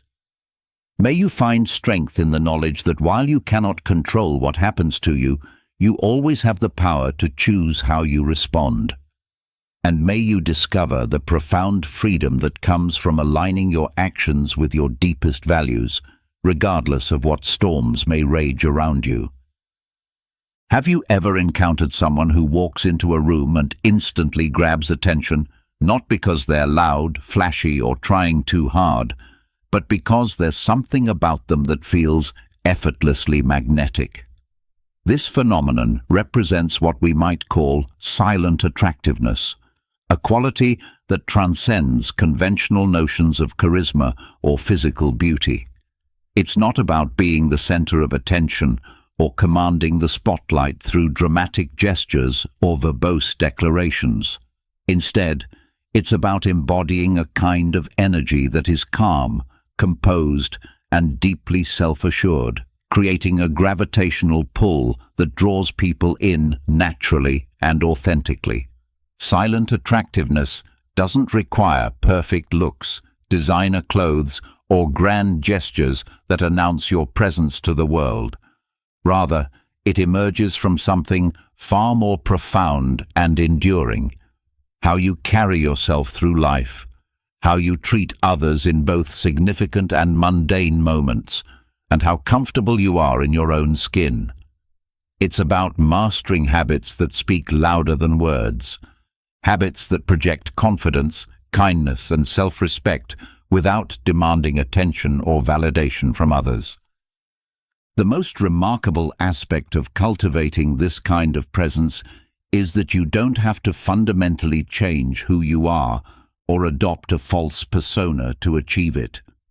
Instead, you simply need to become more aligned with your best self, more conscious of the energy you bring into every interaction, and more intentional about the daily practices that shape your character. This alignment creates an authenticity that people can sense immediately, even if they can't articulate exactly what makes you so compelling. The concept of silent attractiveness draws deeply from timeless principles that have guided human behavior for millennia, particularly those found in Stoic philosophy. These aren't gimmicks, quick fixes, or manipulation tactics designed to trick people into liking you. Instead, they represent enduring principles that help you build inner strength, emotional intelligence, and a quiet confidence that makes people respect and admire you without you even trying. We're exploring the art of embracing independence while remaining connected, mastering elegant restraint while staying authentic, cultivating wisdom while maintaining humility, and becoming someone whose very presence leaves a lasting impression on everyone they encounter. By understanding and implementing these principles, you'll begin to realize that true attractiveness isn't something you chase or perform. It's something you cultivate from within. It's quiet, steady, and once you master it, you'll discover how powerful it can be in transforming not just how others see you, but how you see yourself. This transformation creates a positive feedback loop where increased self-respect leads to more magnetic presence, which in turn reinforces your sense of self-worth and confidence. The journey towards silent attractiveness begins with embracing your authentic independence, a quality that represents one of the most powerful forms of personal magnetism. There's a certain undeniable power in those who don't need others to validate their worth, a quiet strength that's impossible to ignore or fake. Authentic independence isn't about closing yourself off from meaningful connections or proving that you don't need anyone in your life. Instead, it's about living life on your own terms, being guided by your personal values and convictions, and finding genuine fulfillment in who you are, rather than in how others perceive or judge you. This kind of independence is magnetic because it sends a clear, unspoken message to everyone you encounter. I respect myself, I know my worth, and I don't need external approval to feel whole or complete. People are naturally drawn to those who stand strong in their individuality, particularly in a world where so many seem caught up in endless comparison, constantly chasing validation through social media metrics, material possessions, or the approval of others. Authentic independence is rare in our interconnected, approval-seeking culture, which makes it refreshing, inspiring, and deeply attractive to those who encounter it. When you're truly independent in this authentic sense, you're not trying to keep up with anyone else's pace or compete in games that don't align with your values. Instead, you're focused on your own path, your own progress, and your own definition of success and fulfillment. This quiet focus speaks louder than any words ever could. You don't have to announce to people that you're confident. They'll feel it in your presence. You don't have to declare that you're in control of your life. It will show in the way you carry yourself, in your calm demeanor during challenging situations, and in your unshakable sense of self. However, cultivating authentic independence isn't always easy, particularly in a society that often rewards conformity and punishes those who dare to be different. True independence means trusting yourself when no one's cheering you on, standing by your choices even when they're unpopular or misunderstood, and learning to genuinely enjoy your own company. Not because you're avoiding others or because you're antisocial, but because you've developed a genuine sense of peace and contentment within yourself. When you reach this point of authentic self-reliance, when you stop needing external noise, drama, or validation to feel whole and complete, you become someone others naturally respect, admire, and are quietly drawn to. This transformation doesn't happen overnight, but through consistent practice and self-reflection, you begin to radiate the kind of quiet confidence that makes people take notice. It's crucial to understand that authentic independence is the complete opposite of arrogance or superiority. It doesn't communicate, "I don't need anyone," or "I'm better than everyone else." Instead, it quietly says, "I'm strong enough on my own," and that's precisely why I can truly connect with others from a place of choice rather than neediness. It's about being whole and complete as an individual so that your relationships are built on mutual respect, shared interests, and genuine affection rather than dependence, insecurity, or emotional manipulation. To cultivate this transformative habit, begin by reflecting deeply on your core values and examining whether you're truly living according to what matters most to you. Ask yourself honestly, am I making choices based on my inner compass and authentic desires, or am I being driven by what others expect of me, what society tells me I should want, or what will gain me the most approval? Independence begins the moment you start making choices that align with your true self, rather than choices designed to please others or fit into external expectations. Equally important is spending intentional time alone, not out of loneliness, social anxiety, or avoidance, but as a deliberate practice to reconnect with who you are beneath all the roles you play and masks you wear. Whether it's taking solitary walks in nature, journaling about your thoughts and experiences, or simply sitting in comfortable silence, these moments of solitude strengthen your sense of self and help you distinguish between your authentic voice and the voices of others that may have influenced your thinking over the years. The beauty of authentic independence is that it naturally creates space for deeper, more meaningful connections with others. When you're not desperately seeking approval or validation, you can interact with people from a place of genuine interest rather than need. You can offer your presence as a gift rather than as a transaction, and you can receive others' attention and affection without the desperate clutching that comes from scarcity thinking. Moving beyond independence, the next crucial element of silent attractiveness involves mastering the art of what we might call silent elegance. Sometimes the most powerful statements are made without any words at all. Silent elegance represents the ability to carry yourself with grace, poise, and quiet confidence in every situation you encounter. It's not about dominating conversations, being the loudest person in the room, or demanding attention through dramatic gestures. Instead, it's about how you move through the world, how you interact with others, and the energy you project simply through your presence.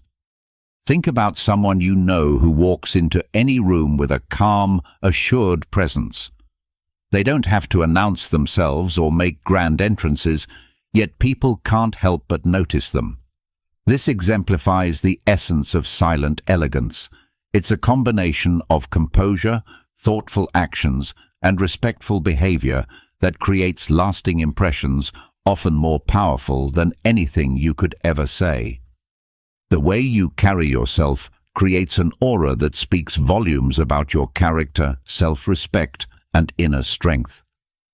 Silent elegance begins with body language, as confidence isn't just expressed through your words, but through how you stand, how you walk, and how you hold yourself in various situations. A relaxed, upright posture combined with steady, respectful eye contact demonstrates self-assurance without crossing into arrogance. You don't need exaggerated movements, nervous gestures, or theatrical expressions to make an impact. In fact, simplicity and restraint are key components of true elegance. When your body language communicates calm and self-control, people are naturally drawn to your stable, grounding presence. Silent elegance is also reflected in your manners and how you treat others, regardless of their status, position, or ability to benefit you. Courteous behavior, greeting others warmly, listening attentively without interrupting, and being mindful of how your actions affect those around you, shows both respect for others and self-respect. It's not about being overly formal, distant, or putting on airs. Rather, it's about bringing a quiet grace to your interactions that makes everyone feel valued and respected in your presence. Beyond body language and manners, silent elegance involves emotional restraint and composure, particularly during challenging or stressful situations. In a world full of noise, drama, and reactive responses, the ability to stay calm and composed when others are losing their cool represents a rare and powerful quality. When you don't react impulsively to provocations, don't engage in unnecessary conflicts, and don't allow external chaos to disturb your inner peace, you demonstrate a quiet power that others notice and respect. The ancient Stoic philosophers understood this principle deeply. Marcus Aurelius wrote, "The nearer a man comes to a calm mind, the closer he is to strength." True elegance lies in that calm stability. When your actions are deliberate rather than reactive, your words are measured rather than impulsive, and your presence remains steady even when everything around you feels chaotic. People instinctively trust and respect you. They see someone who is in control of themselves rather than being controlled by external circumstances. Cultivating silent elegance requires mindful attention to the small details of how you move through the world. Start by paying attention to how you carry yourself throughout the day. Are you constantly rushing, appearing tense or anxious, or reacting emotionally to minor inconveniences? Practice slowing down, standing tall, and breathing deeply. Notice how you interact with others.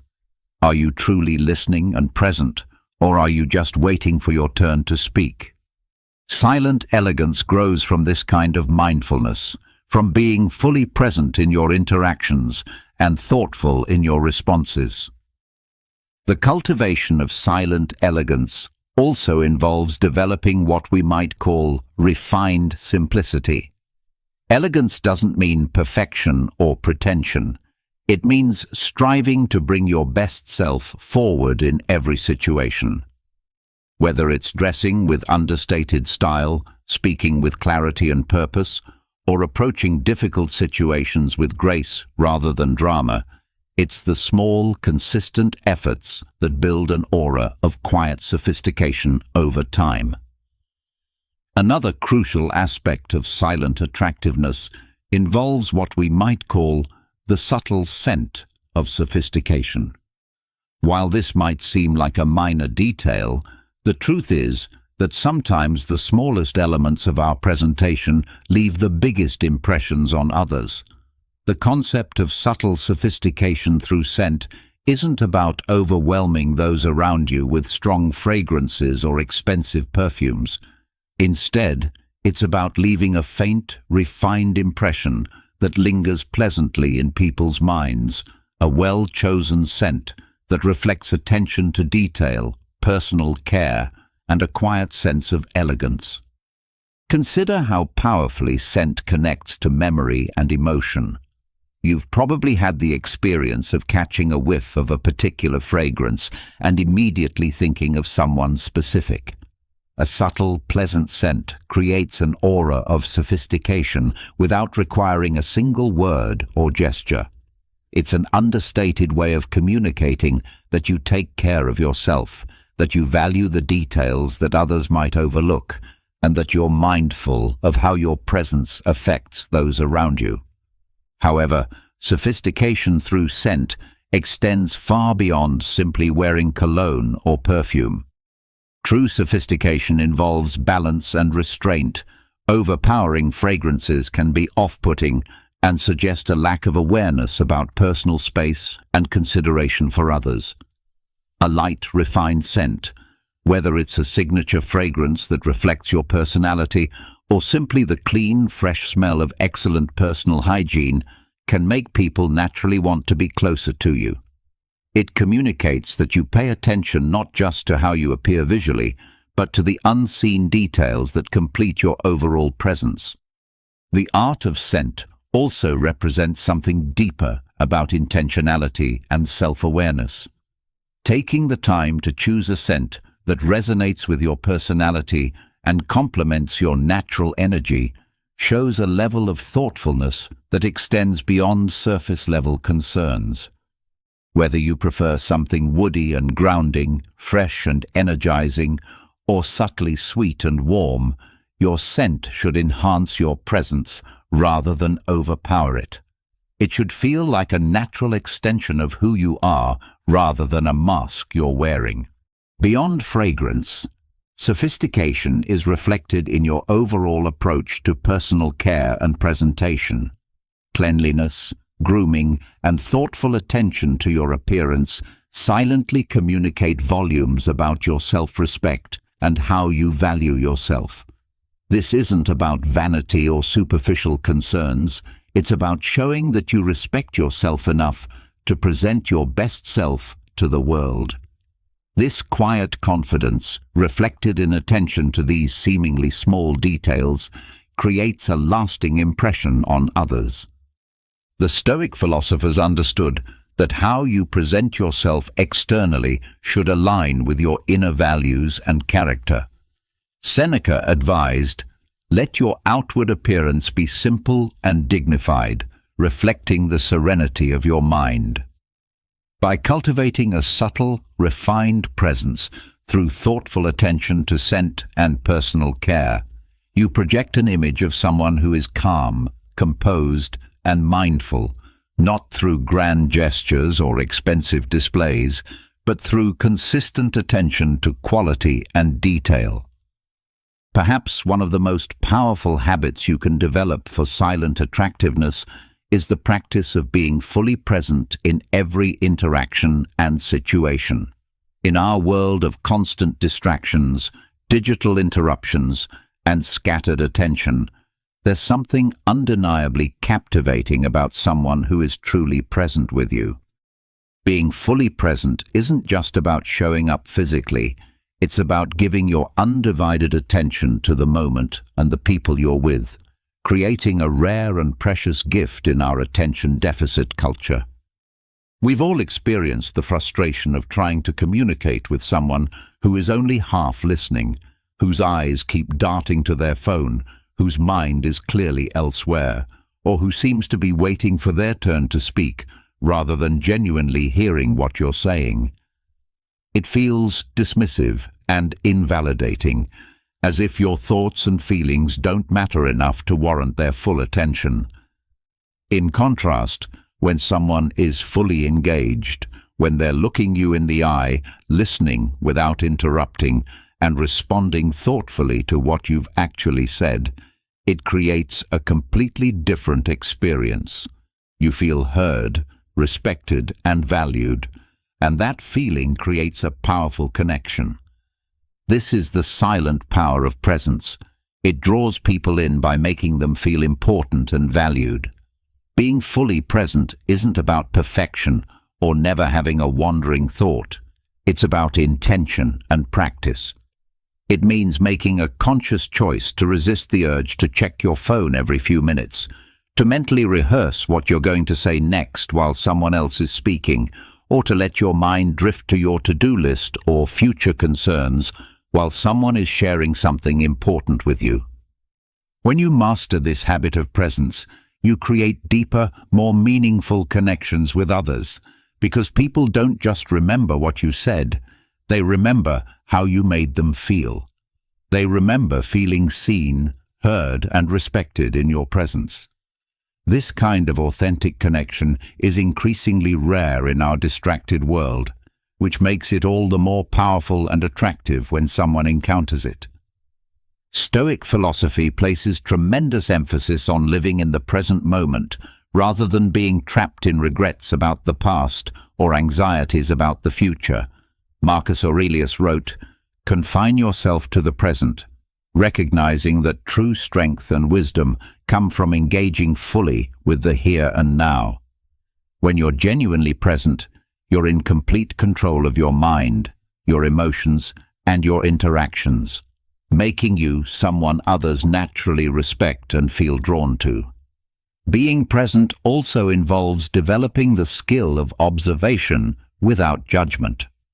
This means noticing the subtleties of human interaction, the emotions behind someone's words, the mood and energy of a room, the unspoken cues in a conversation that reveal what people are really feeling or needing.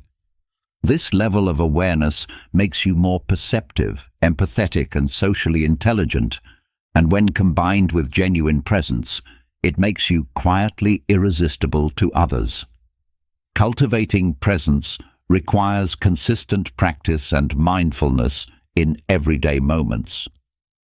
Whether you're having a conversation with a friend, eating a meal, or walking outside, focus entirely on the experience at hand.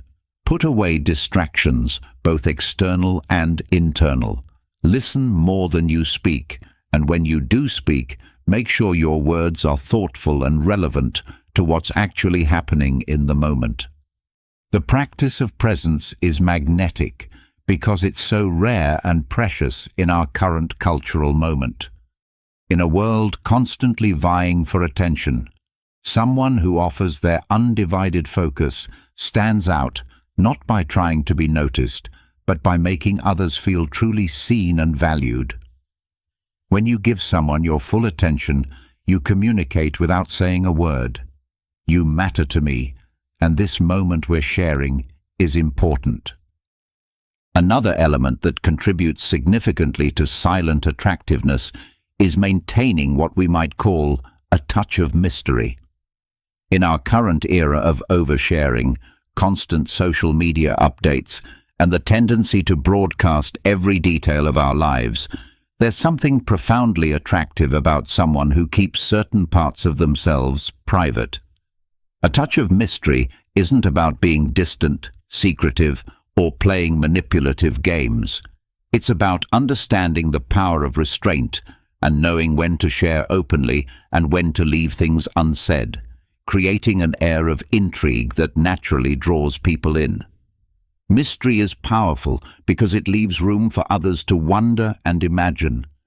When you reveal everything about yourself all at once, every thought, every experience, every opinion, there's nothing left for others to discover.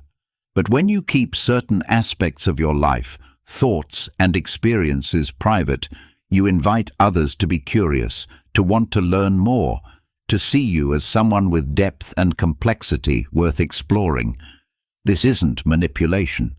It's simply the natural allure of the unknown and the human tendency toward curiosity about what lies beneath the surface. However, being mysterious doesn't mean being fake, pretentious, or playing calculated games with people's emotions. Instead, it's about being thoughtful and selective about what you choose to share and when. You don't have to broadcast every detail of your personal life, explain every decision you make, or justify every choice to others. Focus on sharing what feels meaningful and significant while keeping other parts of your life appropriately private. The Stoics understood the value of thoughtful restraint in communication. Epictetus taught, "Be silent, or let your words be worth more than silence." Mystery works according to the same principle. It's not about withholding information for its own sake, but about offering value when you do speak, and understanding that sometimes silence or reserve speaks louder and more powerfully than constant explanation or revelation. Cultivating an appropriate touch of mystery isn't just about controlling information. It's also about your actions and choices. Don't always explain why you do what you do or justify every decision to others. When you make a bold choice or take an interesting direction in your life, let your actions speak for themselves rather than providing lengthy explanations or seeking approval. This quiet confidence signals that you don't need external validation for your choices. You're content with letting your life unfold according to your own values and vision. Another way to create a healthy sense of mystery is by developing what we might call a layered life. Being the kind of person who has depth, varied interests, unexpected passions, and values that aren't immediately obvious to casual observers. When people get to know you over time, they should feel like they're gradually discovering new facets of who you are, peeling back layers and finding new aspects of your personality, interests, and character. This makes interactions with you more engaging, more memorable, and more rewarding for others. The goal of maintaining mystery isn't to become distant or unavailable, but to become more intentional about how you share yourself with others. Share enough to build genuine trust and meaningful connections, but hold back enough to leave room for curiosity and continued discovery. Let people earn the right to know your deeper stories, your more vulnerable thoughts, and your most personal experiences. This approach not only protects your emotional energy and personal space, but also makes those deeper connections more special and meaningful when they do occur. Cultivating cultural wisdom represents another powerful component of silent attractiveness. There's something undeniably appealing about a person who carries themselves with quiet confidence while demonstrating a broad, thoughtful understanding of the world around them. Developing cultural wisdom means nurturing an open, curious mind, embracing diverse perspectives, and enriching your conversations with insights that go beyond surface-level small talk. It's not about showing off your knowledge or trying to impress others with how much you know. It's about being someone who listens actively, learns continuously, and offers thoughtful perspectives when the moment calls for it. Cultural wisdom extends far beyond knowing facts about different countries, speaking multiple languages, or having traveled extensively. While those experiences can certainly contribute to your understanding, true cultural wisdom is fundamentally about curiosity. Being genuinely interested in people's experiences, their traditions, their worldviews, and their ways of understanding life. It demonstrates that you're someone who doesn't live in a narrow bubble of your own making, but actively seeks to understand the rich complexity of human experience beyond your immediate environment. This broad awareness and genuine curiosity add depth and substance to your character, making you someone who can engage meaningfully in almost any conversation. People are naturally drawn to those who make them feel seen, heard, and understood. And when you cultivate cultural wisdom, you develop the ability to connect with people from all walks of life, backgrounds, and belief systems.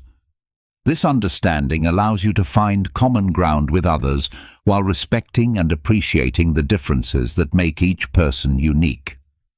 Instead of imposing your own views or trying to convince others that your perspective is the only correct one, cultural wisdom allows you to offer insights that invite reflection, dialogue, and mutual learning. You become someone who can listen to different viewpoints without immediately judging them, who can ask thoughtful questions that demonstrate genuine interest rather than interrogation, and who can contribute to conversations in ways that broaden everyone's understanding. The Stoic philosophers placed tremendous value on understanding the world and one's place within it. Marcus Aurelius advised, "Look beneath the surface. Let not the outward appearances mislead you." Cultivating cultural wisdom allows you to look deeper, not just at people and situations, but at life itself. It develops your ability to see beyond stereotypes, assumptions, and first impressions, giving you the capacity to navigate complex social situations with grace, because you're not rigid in your thinking or limited by narrow perspectives. To develop genuine cultural wisdom, start by intentionally broadening your horizons through reading, learning, and engaging with ideas that challenge your existing beliefs and assumptions. Seek out books, documentaries, podcasts, and other resources that expose you to different ways of thinking about life, success, relationships, and meaning. The goal isn't to become a walking encyclopedia or to accumulate facts for their own sake.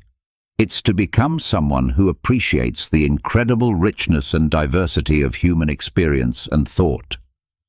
Equally important is engaging in conversations with people who have different experiences, backgrounds, and perspectives from your own.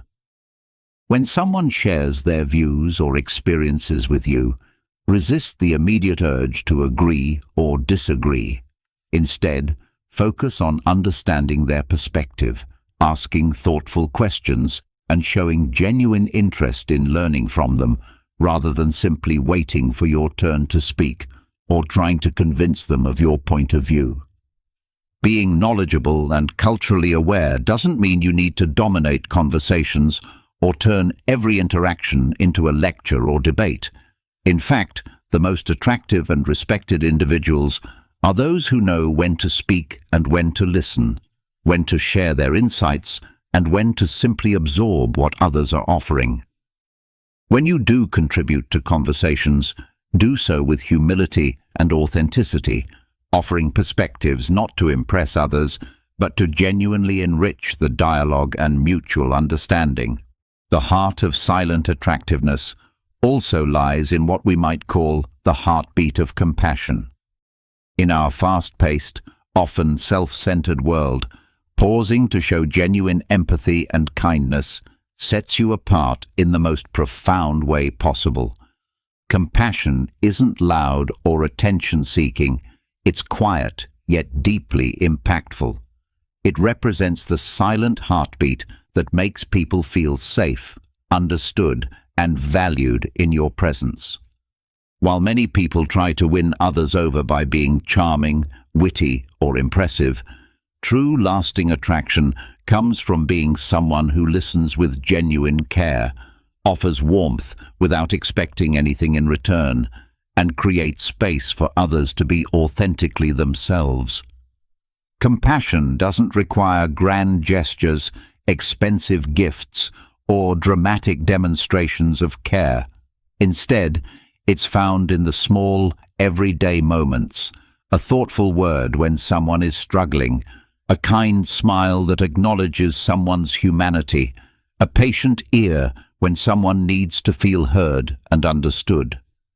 When you demonstrate compassion consistently, you radiate a quiet strength that draws people in naturally, because genuine kindness is increasingly rare in a world where so many interactions feel transactional or superficial. People are naturally attracted to those who make them feel understood rather than judged, accepted rather than criticized, and valued rather than used. Compassion creates emotional bridges that allow you to connect with others on a deeper level, fostering the kind of trust and closeness that forms the foundation of meaningful relationships. It's not about trying to fix people's problems, having all the right answers, or taking responsibility for others' emotions. Instead, it's about being present with others in their experiences and showing through your presence that you genuinely care about their well-being. The Stoic philosophers, often misunderstood as advocating for emotional detachment or indifference, actually emphasized empathy and kindness as essential virtues for living a meaningful life. Marcus Aurelius wrote, "Be tolerant with others and strict with yourself," recognizing that true strength comes not from hardness or indifference, but from the ability to understand others' struggles while maintaining your own integrity and boundaries. Stoic compassion isn't about being soft, permissive, or allowing others to take advantage of your kindness. Rather, it's about understanding the common humanity that connects all people while maintaining your own emotional stability and clear boundaries. When you approach life with this balanced perspective, you become someone others feel naturally drawn to, not because you solve all their problems or always tell them what they want to hear, but because your presence offers a combination of understanding and strength that feels both comforting and inspiring. Cultivating genuine compassion requires finding the delicate balance between caring deeply and maintaining healthy boundaries. This means being kind without becoming a doormat, being empathetic without absorbing everyone's emotional burdens, and being supportive without trying to control or fix other people's lives. Compassion starts with the fundamental practice of listening, not to respond with advice or solutions, but simply to understand and acknowledge what someone is experiencing. When someone shares something personal or difficult with you, resist the immediate urge to offer solutions, relate their experience to your own, or minimize their feelings. Sometimes the most powerful thing you can offer is simply your full presence and attention, showing through your body language and responses that you're genuinely engaged with what they're telling you. This kind of deep listening is a form of compassion that many people rarely experience in their daily lives. Compassion also involves practicing patience, both with others and with yourself. Life is messy, people are imperfect, and everyone is dealing with challenges and struggles that may not be visible on the surface. When you show patience in difficult moments, when you can remain calm and supportive when others are struggling, you demonstrate an emotional maturity that is quietly attractive and deeply appreciated. The practice of self-compassion is equally important in developing your capacity to be genuinely kind to others. You cannot pour from an empty cup, and if you're constantly harsh and critical with yourself, it becomes nearly impossible to offer authentic warmth and understanding to others. Take care of your own emotional well-being. Practice forgiveness toward your own mistakes and imperfections, and treat yourself with the same kindness you would offer a good friend. Another dimension of silent attractiveness involves cultivating the capacity for genuine laughter and joy. Few qualities are as universally magnetic as someone who radiates authentic happiness and knows how to find humor and lightness even in challenging situations. Laughter serves as a universal connector, breaking down social barriers and making even the most serious or tense situations feel more manageable and human. When you develop the habit of finding joy in life's moments, both big and small, you become someone others naturally want to be around, because your presence brings a sense of warmth and lightness that feels both refreshing and deeply attractive. Life inevitably presents everyone with challenges, setbacks, disappointments and struggles, But when you develop the ability to find humor and maintain perspective even during difficult times, you demonstrate a form of resilience that quietly commands respect and admiration. This isn't about being naive, dismissive of real problems, or forcing artificial cheerfulness in inappropriate situations. Rather, it's about maintaining an underlying sense of joy and optimism that helps you navigate life's ups and downs with grace and perspective. People are naturally drawn to those who can lift the energy of a room without trying too hard, those who can find something to smile about even when circumstances aren't perfect, and those who approach life with a fundamental sense of curiosity and appreciation rather than constant complaint or negativity. This positive energy is contagious and creates an atmosphere where others feel permission to relax, be themselves, and enjoy the moment. The Stoic philosophers, despite their reputation for seriousness and discipline, actually understood the importance of maintaining perspective and finding meaning even in challenging circumstances. Epictetus famously taught that it's not what happens to you, but how you react to it that matters. Choosing to respond to life's inevitable unpredictability with humor and grace, rather than bitterness or despair, represents an act of quiet strength and wisdom that others find deeply attractive. Laughter and shared humor also create some of the strongest bonds between people. Think about your closest friendships and relationships. How many of them were strengthened and deepened through moments of shared laughter? Humor builds trust, creates a sense of connection and belonging, and makes people feel comfortable around you because they know they don't have to be perfect or constantly serious to be accepted and appreciated. Cultivating this habit doesn't mean forcing yourself to be funny or trying to become the comedian of every group. Instead, it's about embracing joy in an authentic way that feels natural to your personality. It means learning not to take yourself too seriously, finding moments to smile and appreciate life's small pleasures, and seeing the lighter side of situations without dismissing their importance or significance. To develop this attractive quality, start by paying attention to your daily moments of genuine joy and contentment. When something makes you smile or laugh, lean into that feeling and share it appropriately with those around you. Learn to laugh at your own mistakes and imperfections, not in a way that diminishes your efforts or achievements, but in a way that shows you understand your own humanity and can maintain perspective about life's inevitable challenges and setbacks. It's also valuable to consciously surround yourself with people who bring out your best self, who appreciate and share your sense of humor, and who know how to find joy and meaning in everyday experiences.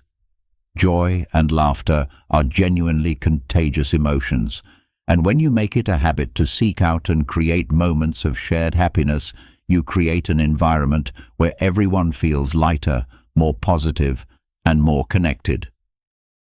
The art of self-care represents another crucial component of silent attractiveness, though it's often misunderstood or dismissed as vanity or self-indulgence.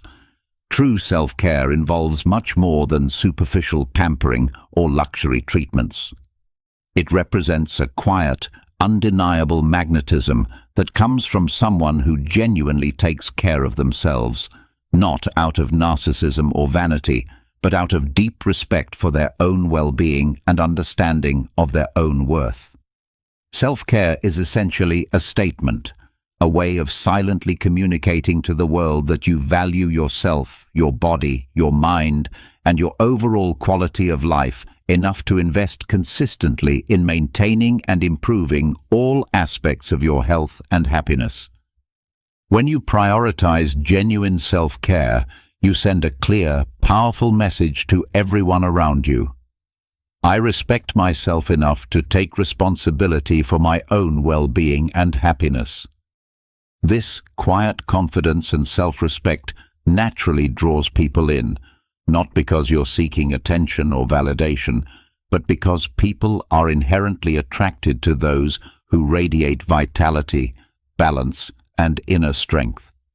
Self-care begins with the foundation of physical well-being, which involves taking care of your body through regular exercise, proper nutrition, adequate rest, and attention to your physical health. You don't need to look like a fitness model or follow the latest health trends to project this kind of attractive energy. Instead, it's about maintaining a lifestyle that shows you take responsibility for your own physical well-being. When others observe that you respect and care for your body, it creates an unspoken admiration and respect for your discipline and self-regard. However, authentic self-care extends far beyond physical health to encompass mental and emotional well-being as well. Life is inherently stressful, and everyone faces periods of challenge, uncertainty, and emotional difficulty. Those who practice genuine self-care cultivate habits and practices that help them manage stress effectively, maintain mental clarity, and preserve their emotional balance. Whether through meditation, journaling, therapy, creative expression, or simply taking regular time to unwind and recharge, self-care allows you to stay mentally resilient and emotionally stable. This mental clarity and emotional stability create a calm, composed presence that others can sense immediately and are naturally drawn to. When you take care of your mental health, you're able to show up more fully in your relationships, make better decisions, and maintain perspective during challenging times. This inner balance makes you not only more attractive to others, but also more effective and satisfied in your own life. The Stoic philosophers understood the crucial importance of maintaining balance between mind and body. Seneca wrote, "A sound mind in a sound body is a short but full description of a happy state in this world." Practicing comprehensive self-care aligns perfectly with this ancient wisdom. When you care for both your physical and mental well-being, you cultivate a state of balance that enhances not only how you feel, but also how others perceive and relate to you. Self-care also involves the crucial practice of setting and maintaining healthy boundaries in your relationships and commitments. This means knowing when to say no to requests that would compromise your well-being, when to prioritize rest over productivity, and when to choose your own needs over the endless demands and expectations of others. People who respect themselves enough to set appropriate boundaries are often more attractive, not because they're unavailable or difficult, but because they demonstrate that they understand their own worth and won't compromise their values or well-being for external approval. Boundaries protect your energy, time, and emotional resources, and when you're mindful about where and how you invest these precious resources, you naturally command more respect from others. People can sense when someone knows their own value and won't accept treatment that falls below their standards. This self-respect creates an attractive confidence that draws the right kind of people while naturally repelling those who might try to take advantage of someone with poor boundaries. True self-care is never selfish when practiced appropriately. It's actually essential for being able to show up fully for others.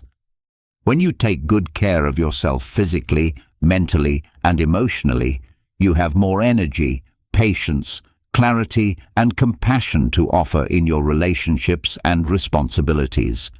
You become someone who can be genuinely supportive and present for others, because you're not constantly running on empty or struggling with your own unmet needs. The development of emotional intelligence and social awareness represents perhaps one of the most sophisticated and attractive qualities you can cultivate. There's something effortlessly magnetic about a person who truly understands not only their own emotions, but also the emotional landscape of those around them. Emotional intelligence and social awareness are among the most powerful yet underrated habits you can develop to become silently attractive. This isn't about manipulating situations or trying to control outcomes through emotional manipulation. Rather, it's about developing the capacity to read social situations accurately, respond to people's emotions with appropriate empathy and wisdom, and navigate complex interpersonal dynamics with grace and understanding. At its core, emotional intelligence involves the ability to recognize, understand, and effectively manage your own emotions while remaining attuned to and responsive to the emotions of others. Imagine being in a tense, emotionally charged situation where everyone around you is on edge, reactive, or upset. The emotionally intelligent person doesn't add fuel to the fire or escalate the conflict. Instead, they remain calm, observe what's really happening beneath the surface drama, and respond thoughtfully in ways that help de-escalate tension and create space for more productive interaction. This quiet composure and emotional wisdom make such individuals someone others naturally respect and look to for guidance during difficult times. People often remember how you made them feel far more vividly and for much longer than they remember the specific words you said. When you practice emotional intelligence consistently, you create interpersonal spaces where people feel seen, heard, understood, and valued. You're not trying to dominate conversations, prove your intelligence, or demonstrate your superiority.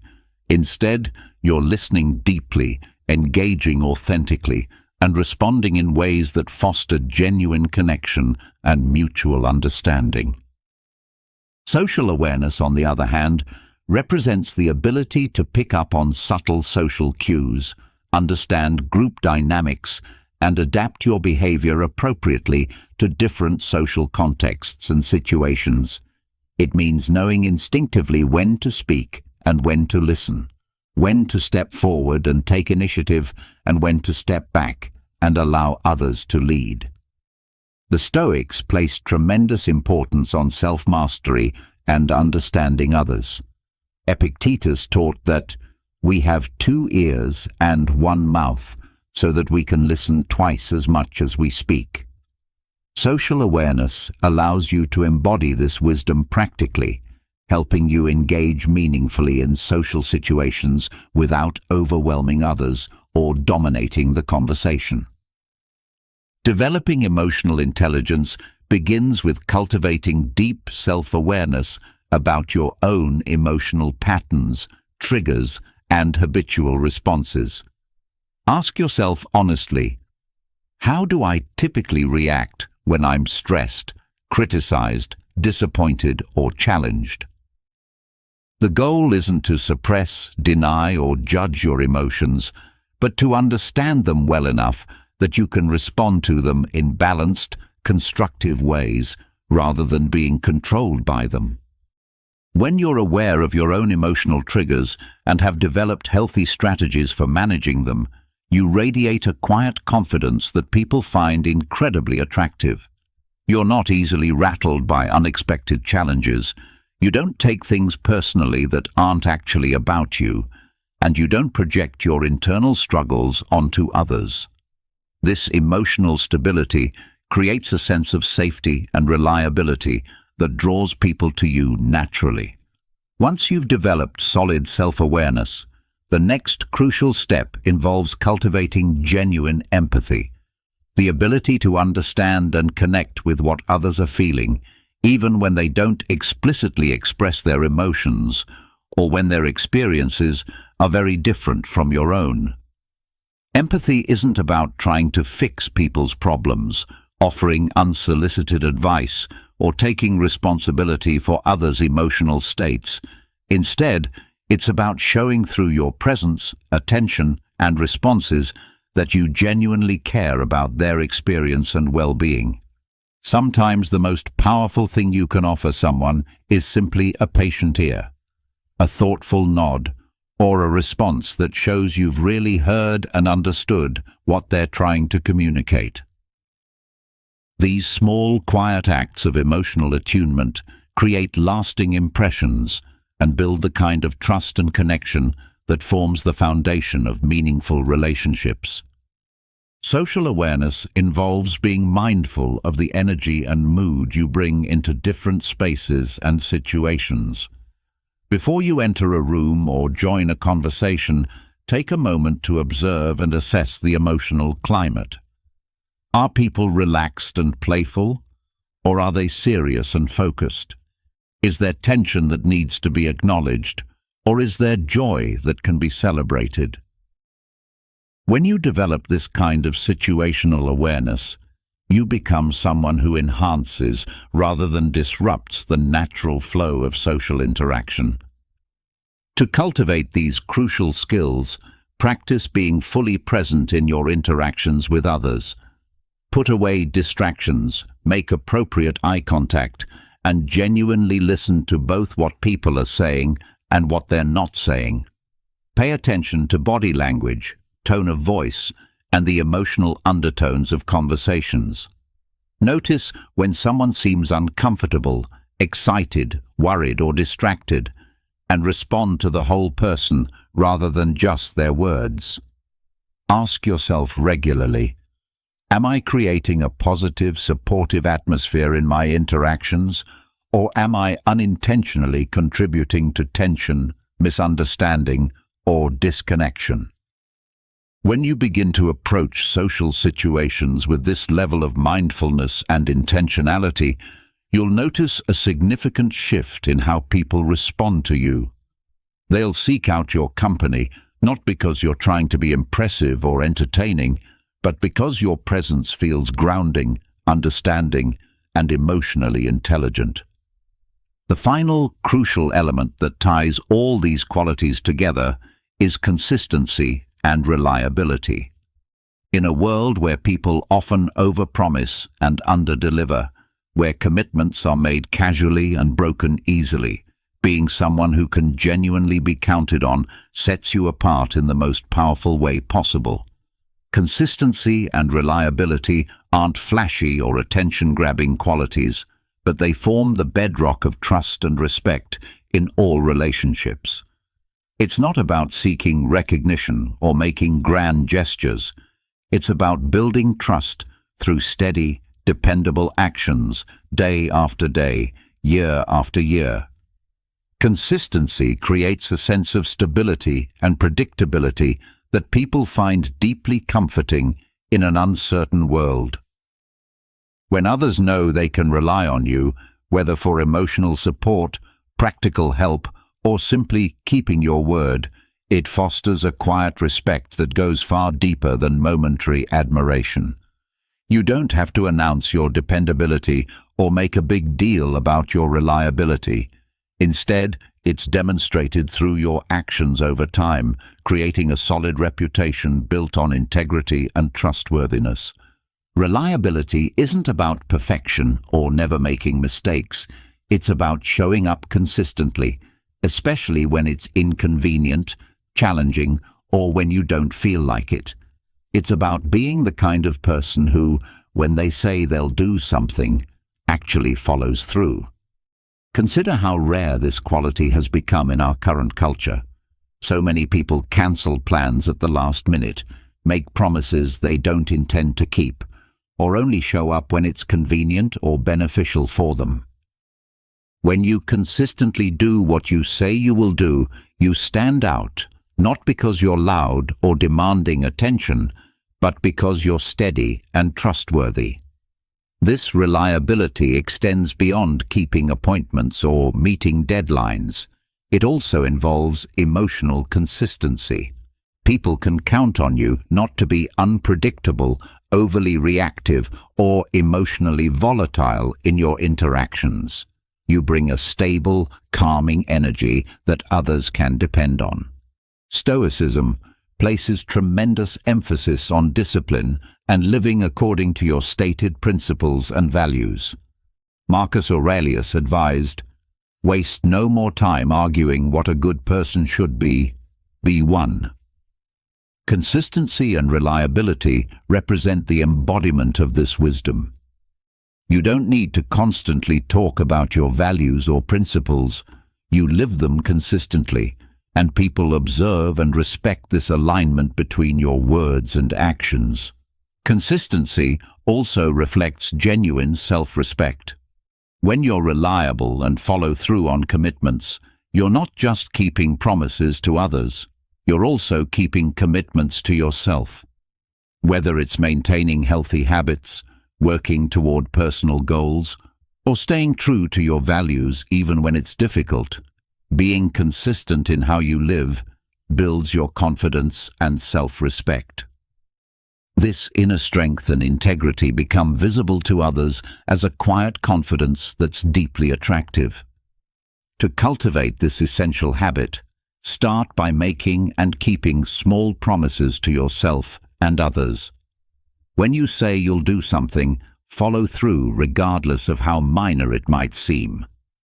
Over time, these small acts of integrity compound into something much larger, a reputation for trustworthiness and reliability that people value enormously. Reliability also means being emotionally consistent and stable in your interactions with others. This doesn't mean you never experience difficult emotions or that you're always in a good mood. Rather, it means that people can trust you not to take your bad days out on them, not to be unpredictably reactive or moody, and not to disappear from their lives when things get challenging or complicated. Ask yourself honestly, am I someone others can truly depend on? If the answer isn't consistently yes, start building this quality gradually and intentionally. Begin by being reliable in small ways, responding to messages in a reasonable time frame, arriving when you say you will, keeping confidences that are shared with you. From there, extend that consistency into larger areas of your life and relationships. Reliability doesn't require you to be available to everyone all the time or to say yes to every request. In fact, part of being truly reliable involves knowing your own limits and being honest about what you can and cannot commit to. It's better to under-promise and over-deliver than to overcommit and disappoint people repeatedly. In a world full of distractions, shifting priorities, and fleeting commitments, being someone who is steady, dependable, and true to their word creates a lasting impression that goes far beyond momentary attraction.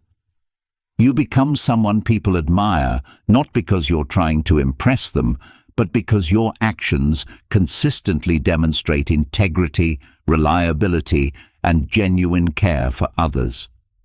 The true beauty of all these habits lies in how they work together to create a presence that is authentically attractive without being performative or manipulative.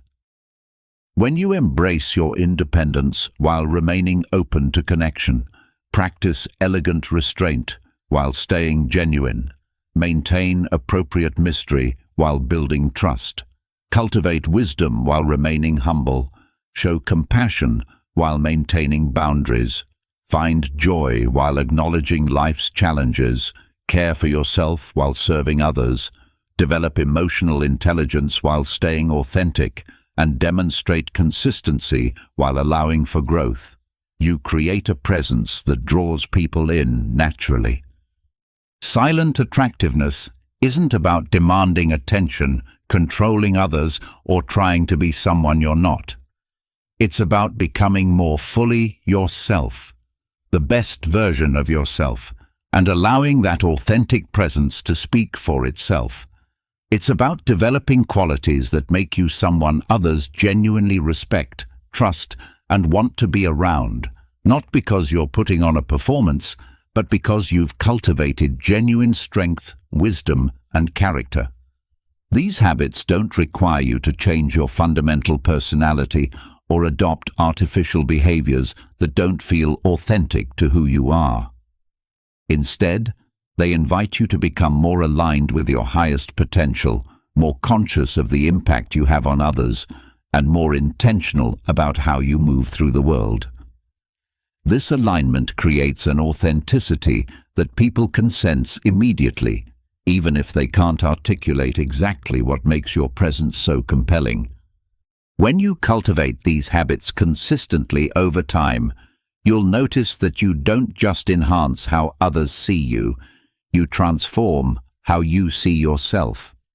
You begin to carry yourself with a quiet assurance that comes from knowing you're living according to your values, treating others with respect and kindness, and taking responsibility for your own growth and well-being. This inner confidence creates a positive feedback loop where increased self-respect leads to more magnetic presence, which in turn reinforces your sense of worth and personal power. The most remarkable aspect of silent attractiveness is that it's rooted in genuine character development rather than superficial techniques or manipulation strategies. You're not trying to trick people into liking you or pretending to be someone you're not. Instead, you're becoming someone genuinely worth knowing, someone with depth, integrity, wisdom, and authentic care for others.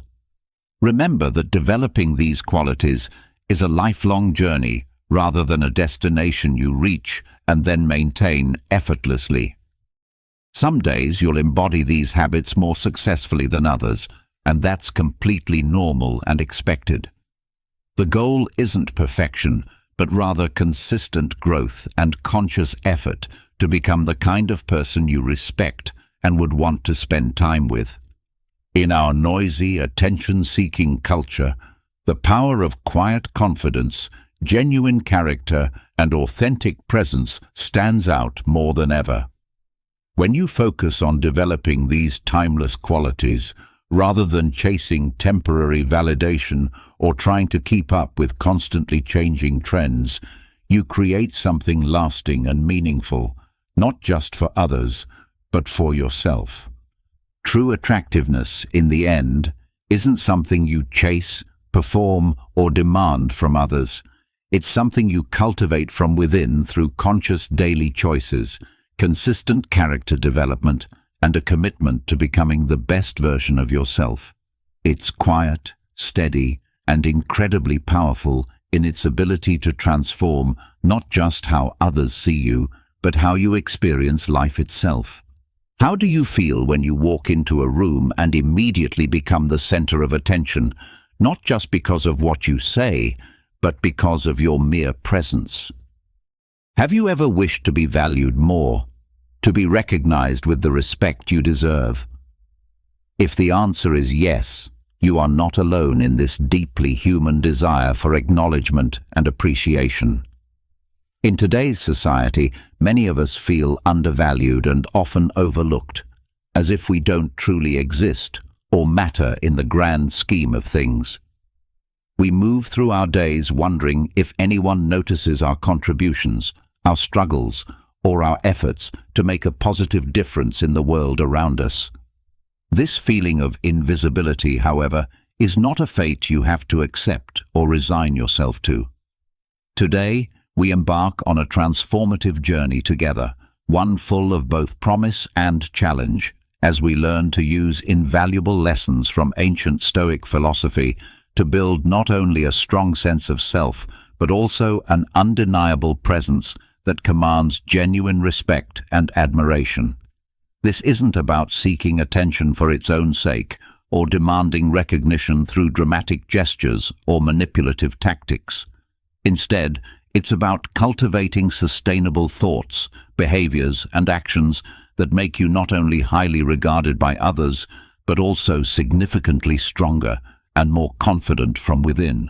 The path we're exploring together draws from principles that have stood the test of time, strategies that have helped countless individuals throughout history change not only how others perceive them, but, more importantly, how they perceive themselves. This transformation is both external and internal. It's about developing the kind of presence that naturally attracts respect while simultaneously building the inner strength and wisdom that makes that respect genuinely deserved. Face this challenge with commitment and openness, because the journey may be difficult at times, but the rewards are profound and lasting. It's not just about creating momentary impressions or temporary shifts in how people see you. Rather, it's about building a powerful, sustainable presence that leaves a lasting impression on people's minds and hearts, creating meaningful connections and earning authentic appreciation that endures over time.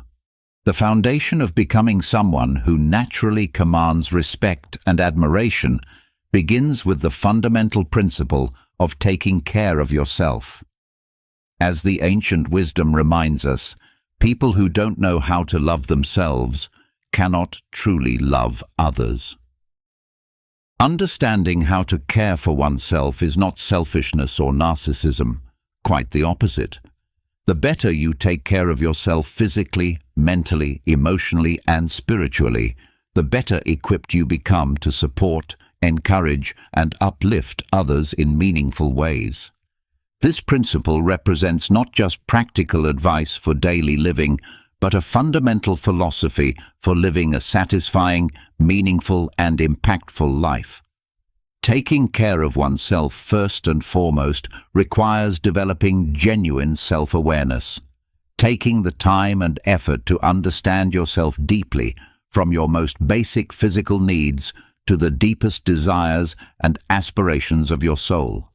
When you truly understand what you need to thrive and flourish, you can begin nurturing and developing yourself with clear purpose and intention. Physically, self-care means maintaining a healthy lifestyle that includes balanced nutrition, regular exercise that you enjoy, adequate sleep, and attention to your body's signals and needs.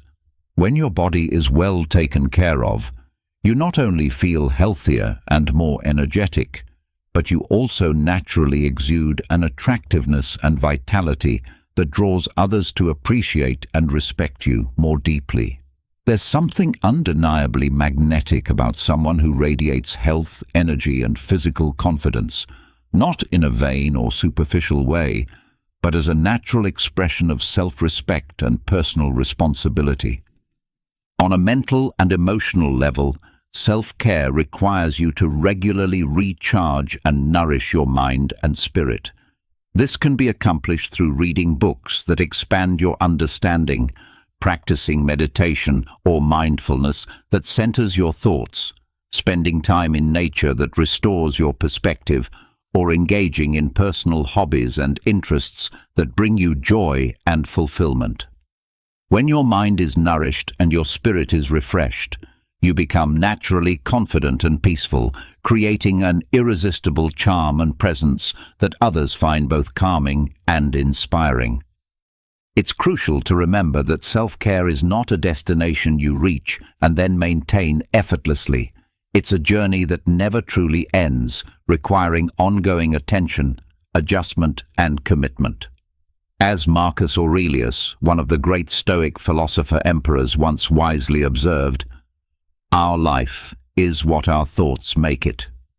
When you continually invest in yourself, in your physical health, mental clarity, emotional stability, and spiritual growth, you not only dramatically improve the quality of your own life, but also become a genuine source of inspiration and positive influence for those around you. This is how you naturally make others appreciate and value you deeply, not through manipulation or desperate attention-seeking, but through the authentic presence and energy that comes from someone who truly values and cares for themselves.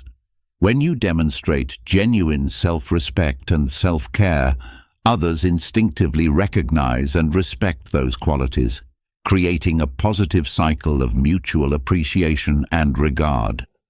Building upon this foundation of self-care, the next crucial element in developing an undeniable presence involves cultivating calmness and composure, especially during challenging and pressure-filled situations.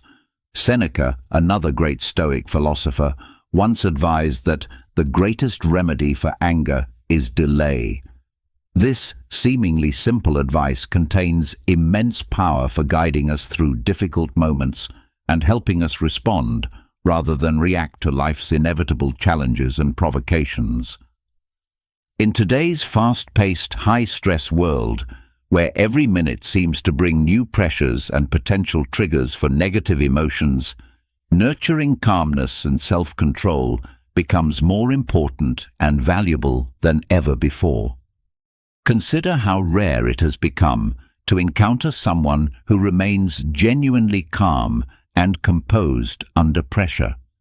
Such individuals stand out immediately and command instant respect from those around them. Imagine a particularly stressful workday where everything seems to be going wrong. You walk into a meeting that's already running late and are greeted with unfriendly, accusatory looks from colleagues who seem ready to blame you for the delays and problems. In that challenging moment, your natural instinct might urge you to react defensively, to make excuses, or to respond with frustration or anger. However, if you can manage to stay calm, take a deep breath, allow yourself a moment of thoughtful silence to assess the situation clearly, and then respond with grace and wisdom, your subsequent words and actions will not only help alleviate the tension in the room, but also earn genuine admiration from those around you for your ability to remain composed under pressure.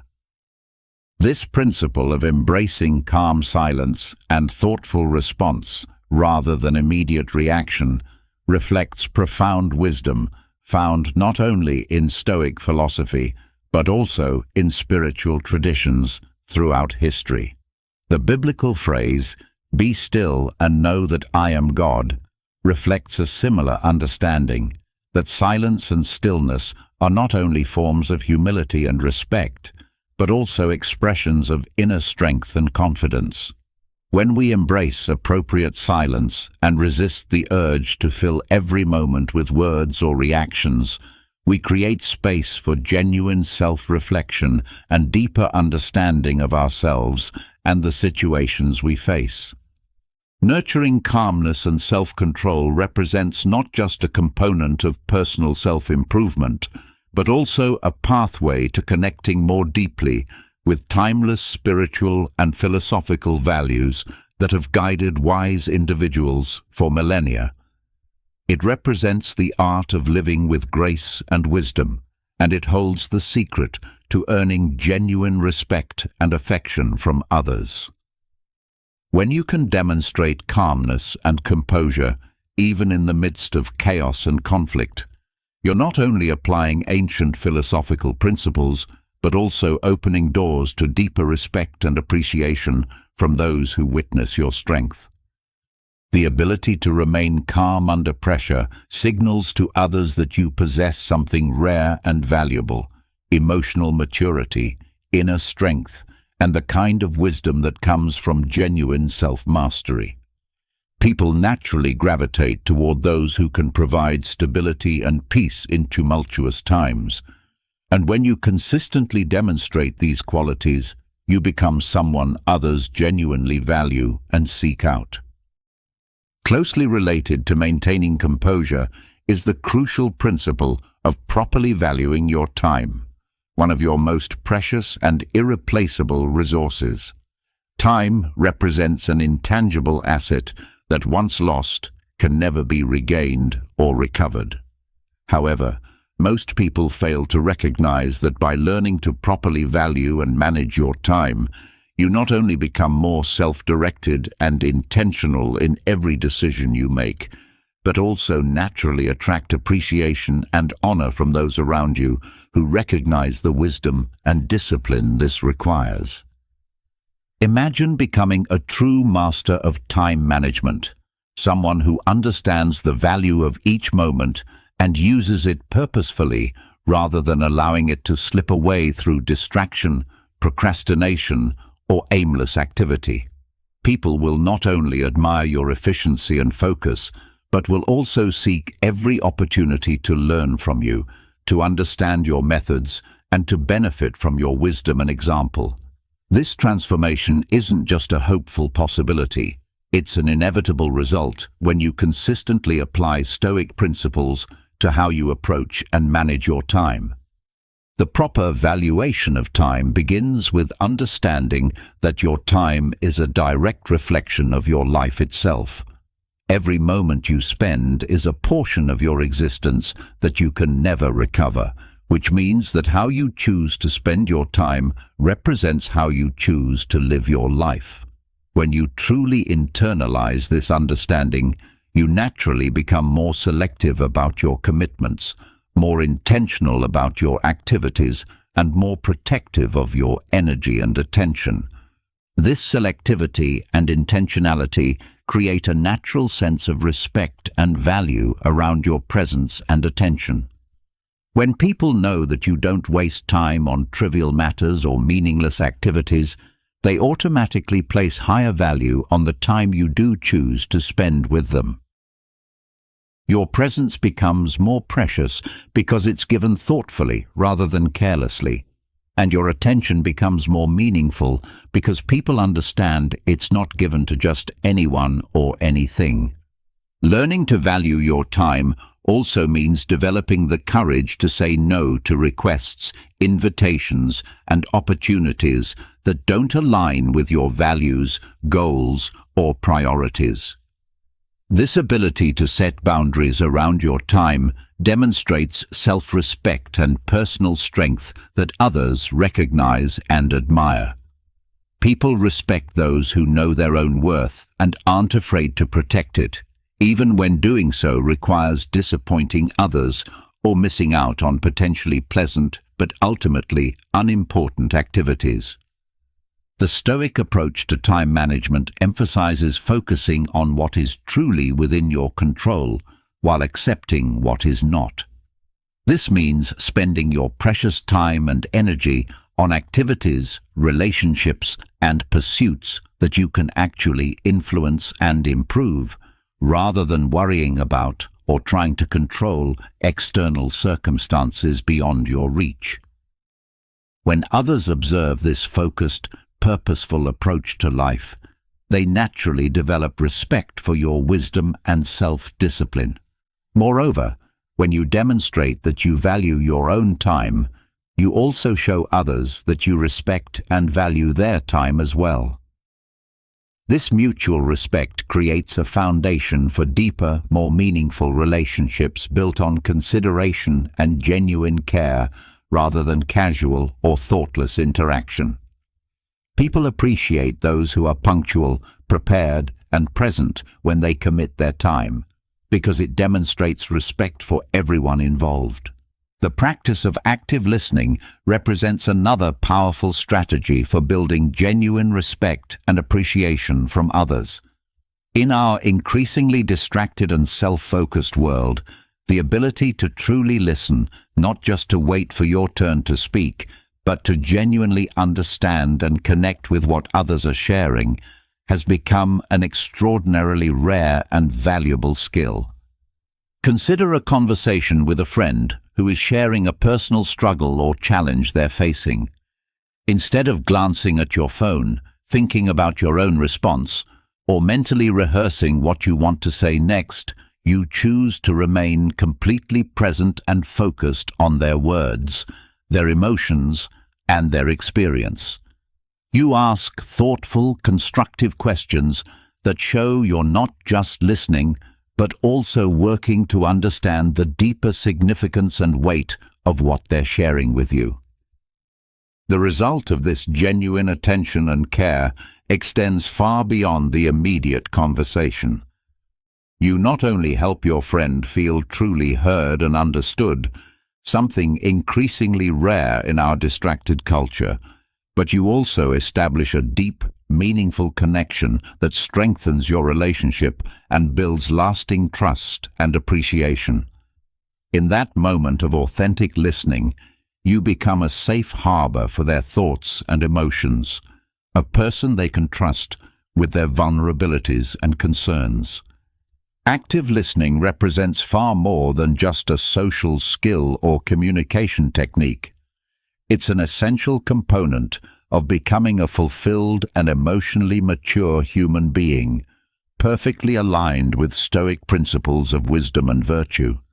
It's about approaching every conversation as a genuine opportunity to learn, not just about others, but also about yourself, life, and the human experience in general. When you truly listen with full attention and genuine care, you're practicing a form of humility that demonstrates your willingness to open yourself to others' experiences, emotions, and perspectives. This openness and receptivity signal to others that you value them as individuals and respect their thoughts and feelings enough to give them your complete attention, something that has become precious and rare in our modern world. The practice of active listening requires mastering your own emotions, thoughts, and impulses during conversations. When you engage in dialogue with others, remind yourself that your primary goal should be to understand rather than to respond with your own stories, advice, or opinions. This shift in focus from self-expression to genuine understanding transforms the quality of your interactions and the depth of your relationships. Next, practice giving your complete attention not just to the words being spoken, but also to the body language, facial expressions, and emotional undertones that often convey more meaning than words alone. Learn to observe and respond to what isn't being said directly, showing that you're attuned to the full spectrum of human communication and expression. Finally, understand that sometimes silence can be more powerful and meaningful than words. Don't feel compelled to fill every pause with commentary or advice. Sometimes the greatest gift you can offer someone is simply your presence and attention, allowing them to process their thoughts and feelings without pressure to perform or explain themselves further. Throughout history, philosophers like Marcus Aurelius, Epictetus, and Seneca emphasized the fundamental importance of listening, not just to others, but also to oneself and to the deeper wisdom that emerges from quiet reflection and attention. They understood listening as an integral part of living a moral, meaningful, and connected life. When you truly listen to others, you're not just receiving information or being polite. You're expanding your mind and heart to embrace life's lessons from every conversation and human encounter. The commitment to lifelong learning represents another cornerstone of building lasting respect and admiration from others. Seneca reminds us with timeless wisdom, as long as you live, keep learning how to live. This eternal truth underscores the critical importance of continuous self-improvement, adaptation, and growth throughout our entire lives, regardless of our age, experience, or current level of knowledge and skill. In the journey of self-discipline and personal betterment, embracing a genuine spirit of lifelong learning isn't just helpful advice. It's a fundamental principle for living a meaningful life and a direct path toward earning appreciation and honor from those around you. When we commit ourselves to endless learning and growth, we not only continuously enhance our knowledge and abilities, but also cultivate a profound understanding of the world, humanity, and our place within the larger tapestry of existence. This commitment to ongoing learning and development helps us adjust our behavior, attitudes, and perspectives to be more harmonious with nature, society, and the deeper principles that govern meaningful existence. In the process, we naturally increase our value in the eyes of others, while also fulfilling our responsibility to contribute positively to the world around us. The noble duty of education, the art of imparting knowledge, stimulating thought, and inspiring growth in others, plays a crucial role in this process of lifelong learning. By sharing our knowledge, experiences, insights, and hard-won wisdom with others, we not only contribute to their development and success, but also affirm our own worth and value as contributing members of society. Each lesson we teach, each story we share, each piece of guidance we offer becomes a testament to our deep understanding and thoughtful consideration of life's complexities and opportunities. However, genuine lifelong learning encompasses much more than simply accumulating facts, skills, or credentials. It represents a comprehensive process of character development, emotional maturation, and spiritual growth that includes developing patience, gratitude, acceptance, resilience, and wisdom. When faced with failures, setbacks, and difficulties, which are inevitable parts of any meaningful life, adherents of Stoic philosophy learn to perceive challenges from multiple perspectives, turning every obstacle into an opportunity for growth, learning, and personal development.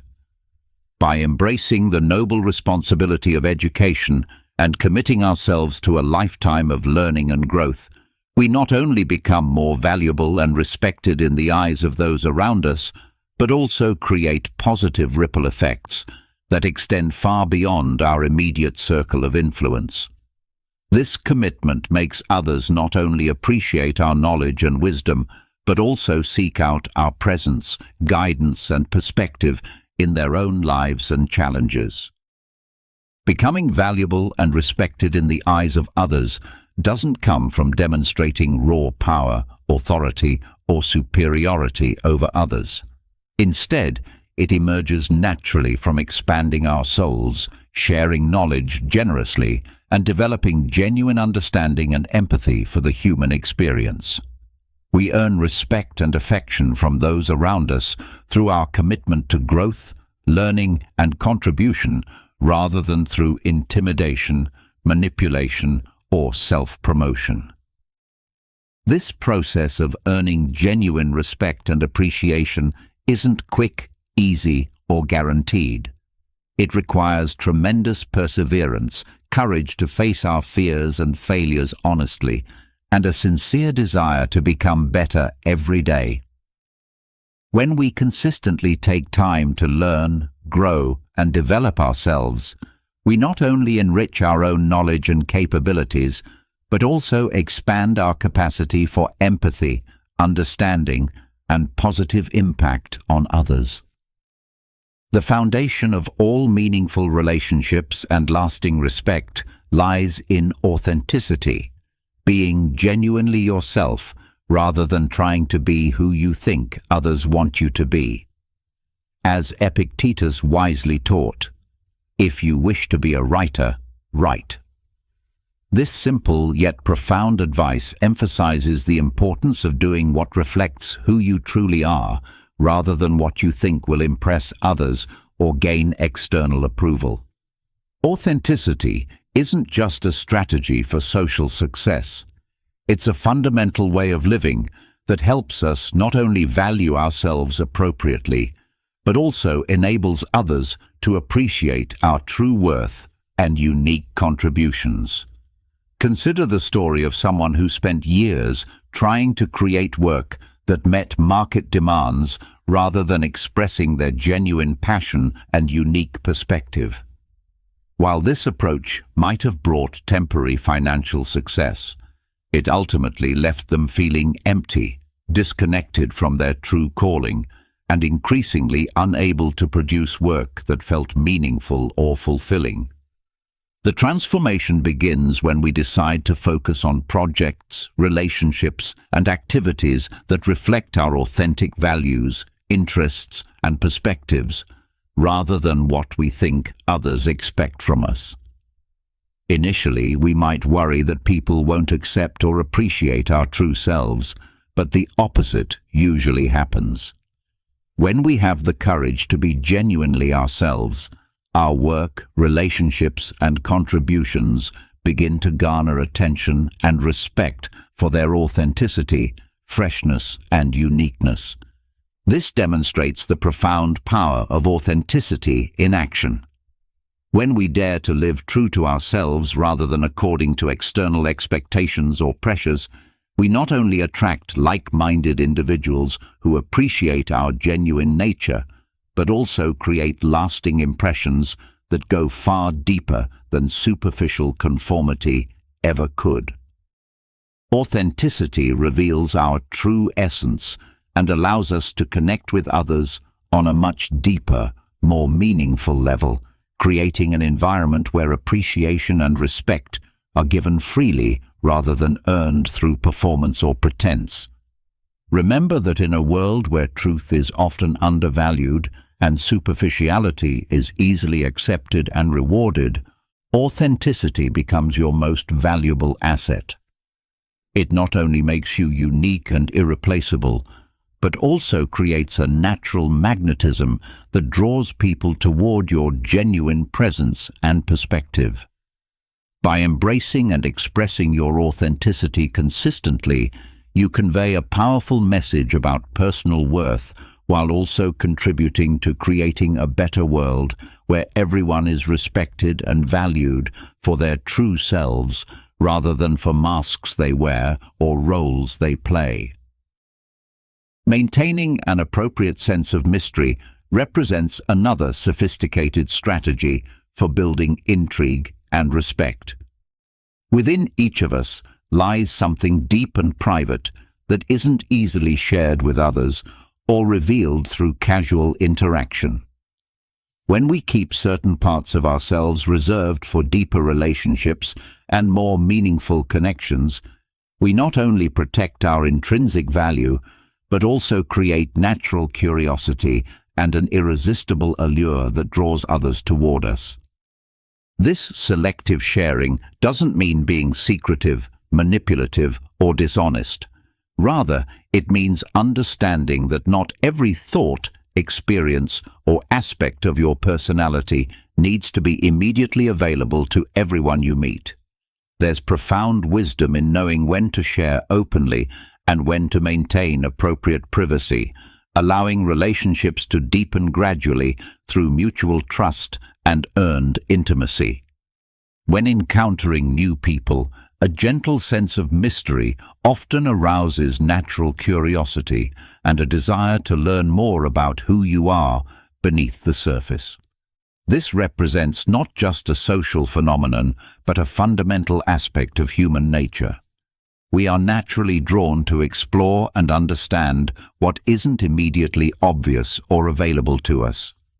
This curiosity forms one of the foundations of meaningful relationships and ongoing interest between people.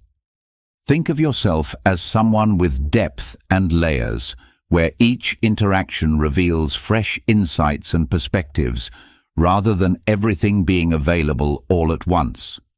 Natural curiosity leads others on a journey of discovery, turning every conversation into an exciting opportunity to learn something new about you. You become not just someone they enjoy talking to, but a source of ongoing inspiration and intrigue, prompting others to wonder what else they might learn from continued interaction with you.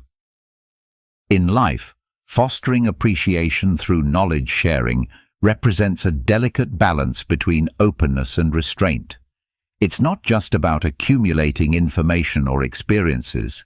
It's about sharing wisdom and understanding appropriately while maintaining enough privacy to preserve the natural human desire for discovery and deeper connection. When you open yourself to share life's lessons selectively and thoughtfully, you invite others into your life in a way that fosters meaningful and profound relationships. This thoughtful sharing enriches not only your own life, but also the lives of those around you. The natural respect you receive from this balanced approach isn't something that can be bought, demanded, or faked. It's the organic result of an ongoing process of expanding your knowledge and understanding while sharing it wisely and appropriately.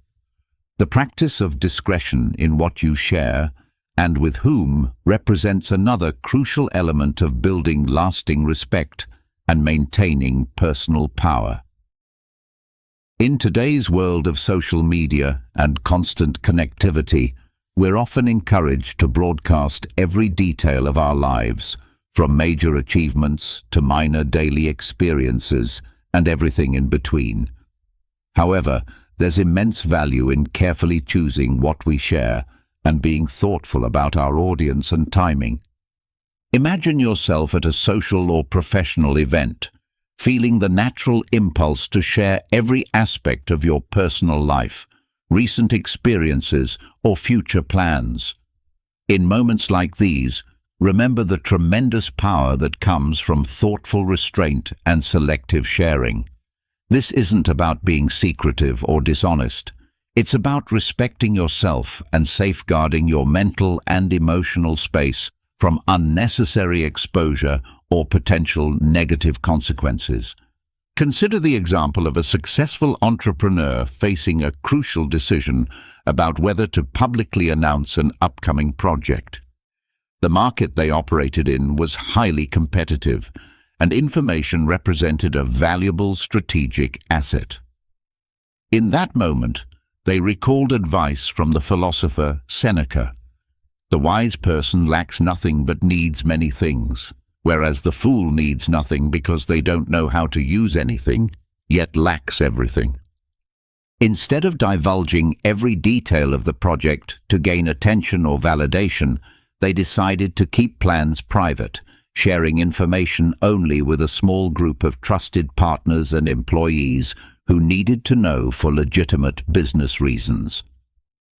The result was that the project launched without interference, copying, or competition from rivals who might have used advanced knowledge to their advantage, creating significant competitive benefits that wouldn't have been possible with premature disclosure.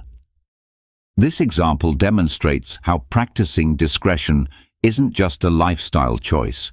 It's also a strategic approach to protecting your interests and maintaining your ability to achieve your goals effectively.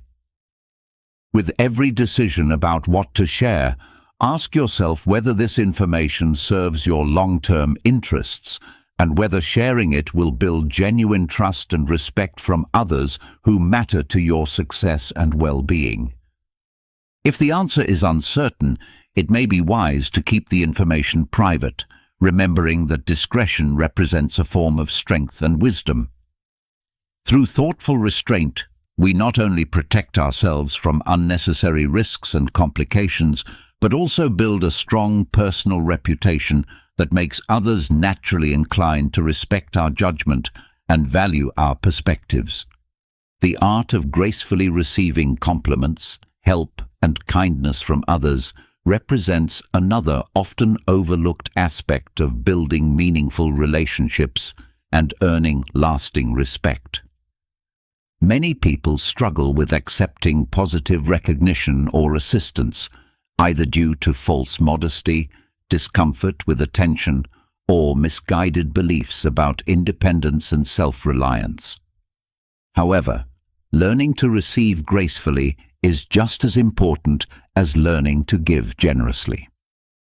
Embracing the art of receiving with grace has the potential to significantly enrich our emotional and social lives while contributing to a culture of generosity, solidarity, and mutual support.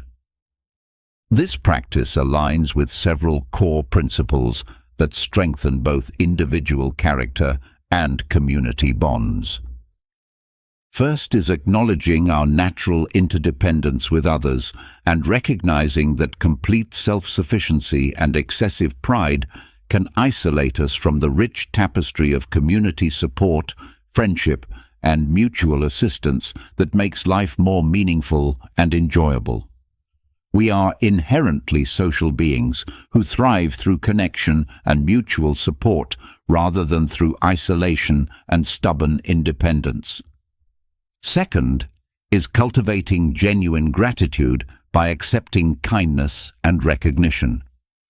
We nurture grateful hearts that recognize the generosity of others and appreciate the various blessings we receive, whether they are material, emotional, spiritual, or professional in nature. This gratitude creates positive cycles of appreciation and goodwill that benefit everyone involved. Third is nurturing authentic humility through the practice of receiving gracefully.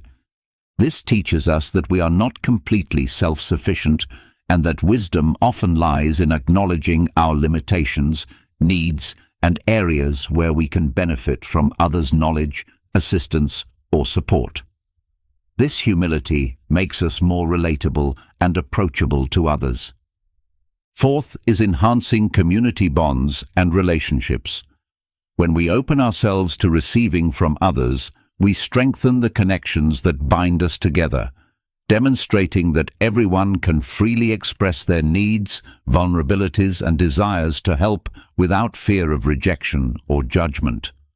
This mutual vulnerability and support form the foundation for deep trust and meaningful relationships. Fifth is encouraging a generous spirit in others. In a beautiful cycle of reciprocity, accepting gracefully encourages others to open their hearts to giving and sharing, creating an environment where generosity, kindness, and mutual support flourish naturally. To truly embrace the art of graceful receiving, you can start with small daily actions that build your comfort and skill over time. Acknowledge compliments with a simple, sincere thank you, rather than deflecting or minimizing the recognition, thereby honoring the giver's intent and kindness. Seek help when you genuinely need it, viewing these requests as opportunities to deepen connections and show trust in others, rather than as signs of weakness or failure. Accept constructive criticism and feedback with an open heart and mind, recognizing it as a valuable gift for personal growth and improvement, rather than as an attack on your character or abilities. Publicly express gratitude for acts of kindness, no matter how small they might seem, showing others that their efforts to help and support are noticed and appreciated. Through these practices, we not only enrich our own lives and relationships, but also contribute to creating a culture of generosity, mutual support, and genuine community connection.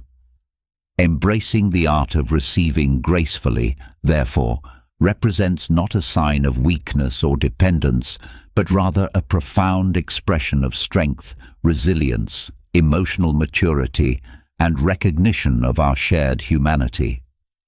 The final and perhaps most crucial strategy for building undeniable presence and earning lasting respect involves fostering resilience and endurance in the face of life's inevitable challenges and setbacks. Stoic philosophy teaches us fundamental wisdom in distinguishing between what is within our control and what lies beyond our influence or power to change. True resilience begins with accepting that many external factors, including other people's opinions, actions, and decisions, as well as unforeseen events and circumstances, are completely beyond our direct control or influence. This acceptance isn't a form of resignation, passivity, or giving up on our goals and dreams. Instead, it represents a strong, strategic stance of directing our precious energy and effort toward the things we can actually control, our own actions, thoughts, reactions, and choices. When you embody this principle consistently, you naturally exude a calm confidence and inner strength that draws people toward you like a magnet. Others see you not as someone who is easily swayed or knocked off course by external circumstances, but as a steadfast, reliable presence who remains centered and purposeful even when storms rage around you. Resilience is born through repeatedly facing obstacles, challenges, and discomfort while persisting through difficulties rather than avoiding or surrendering to them. It's about developing the perspective and mental strength to view challenges not as insurmountable walls or personal attacks, but as opportunities for growth, learning, and character development. Stoic exercises such as voluntary hardship, deliberate exposure to minor discomforts, and regular reflection on adversity serve not just as tests of character, but as practical tools for strengthening mental fortitude and emotional resilience. When you share your stories of perseverance, growth through difficulty, and lessons learned from setbacks, you naturally inspire others and provide them with hope and practical examples of human resilience. You become a beacon of possibility and evidence of the indomitable human spirit's capacity for growth and adaptation. People naturally gravitate toward those who exhibit such qualities of strength and wisdom, seeing them as valuable companions, trusted leaders, and friends worth having during both good times and challenging periods. Stoicism offers a transformative perspective that reframes difficulties not merely as burdens to be endured, but as valuable means for personal development and character building. This fundamental shift in perspective transforms our entire outlook on life and how we approach challenges. What once seemed like insurmountable mountains of difficulty now become stepping stones toward greater wisdom, strength, and capability. When you consistently demonstrate this resilient mindset and share this empowering perspective with others, people begin to seek your advice, wisdom, and presence. They're drawn not only to the strength and stability you display, but also to the hopeful vision you embody, a vision that transforms adversity into advantage and sees opportunity within every challenge. This journey of building undeniable presence through Stoic principles represents more than just a collection of strategies or techniques. It's a comprehensive approach to living that transforms both how others see you and how you see yourself.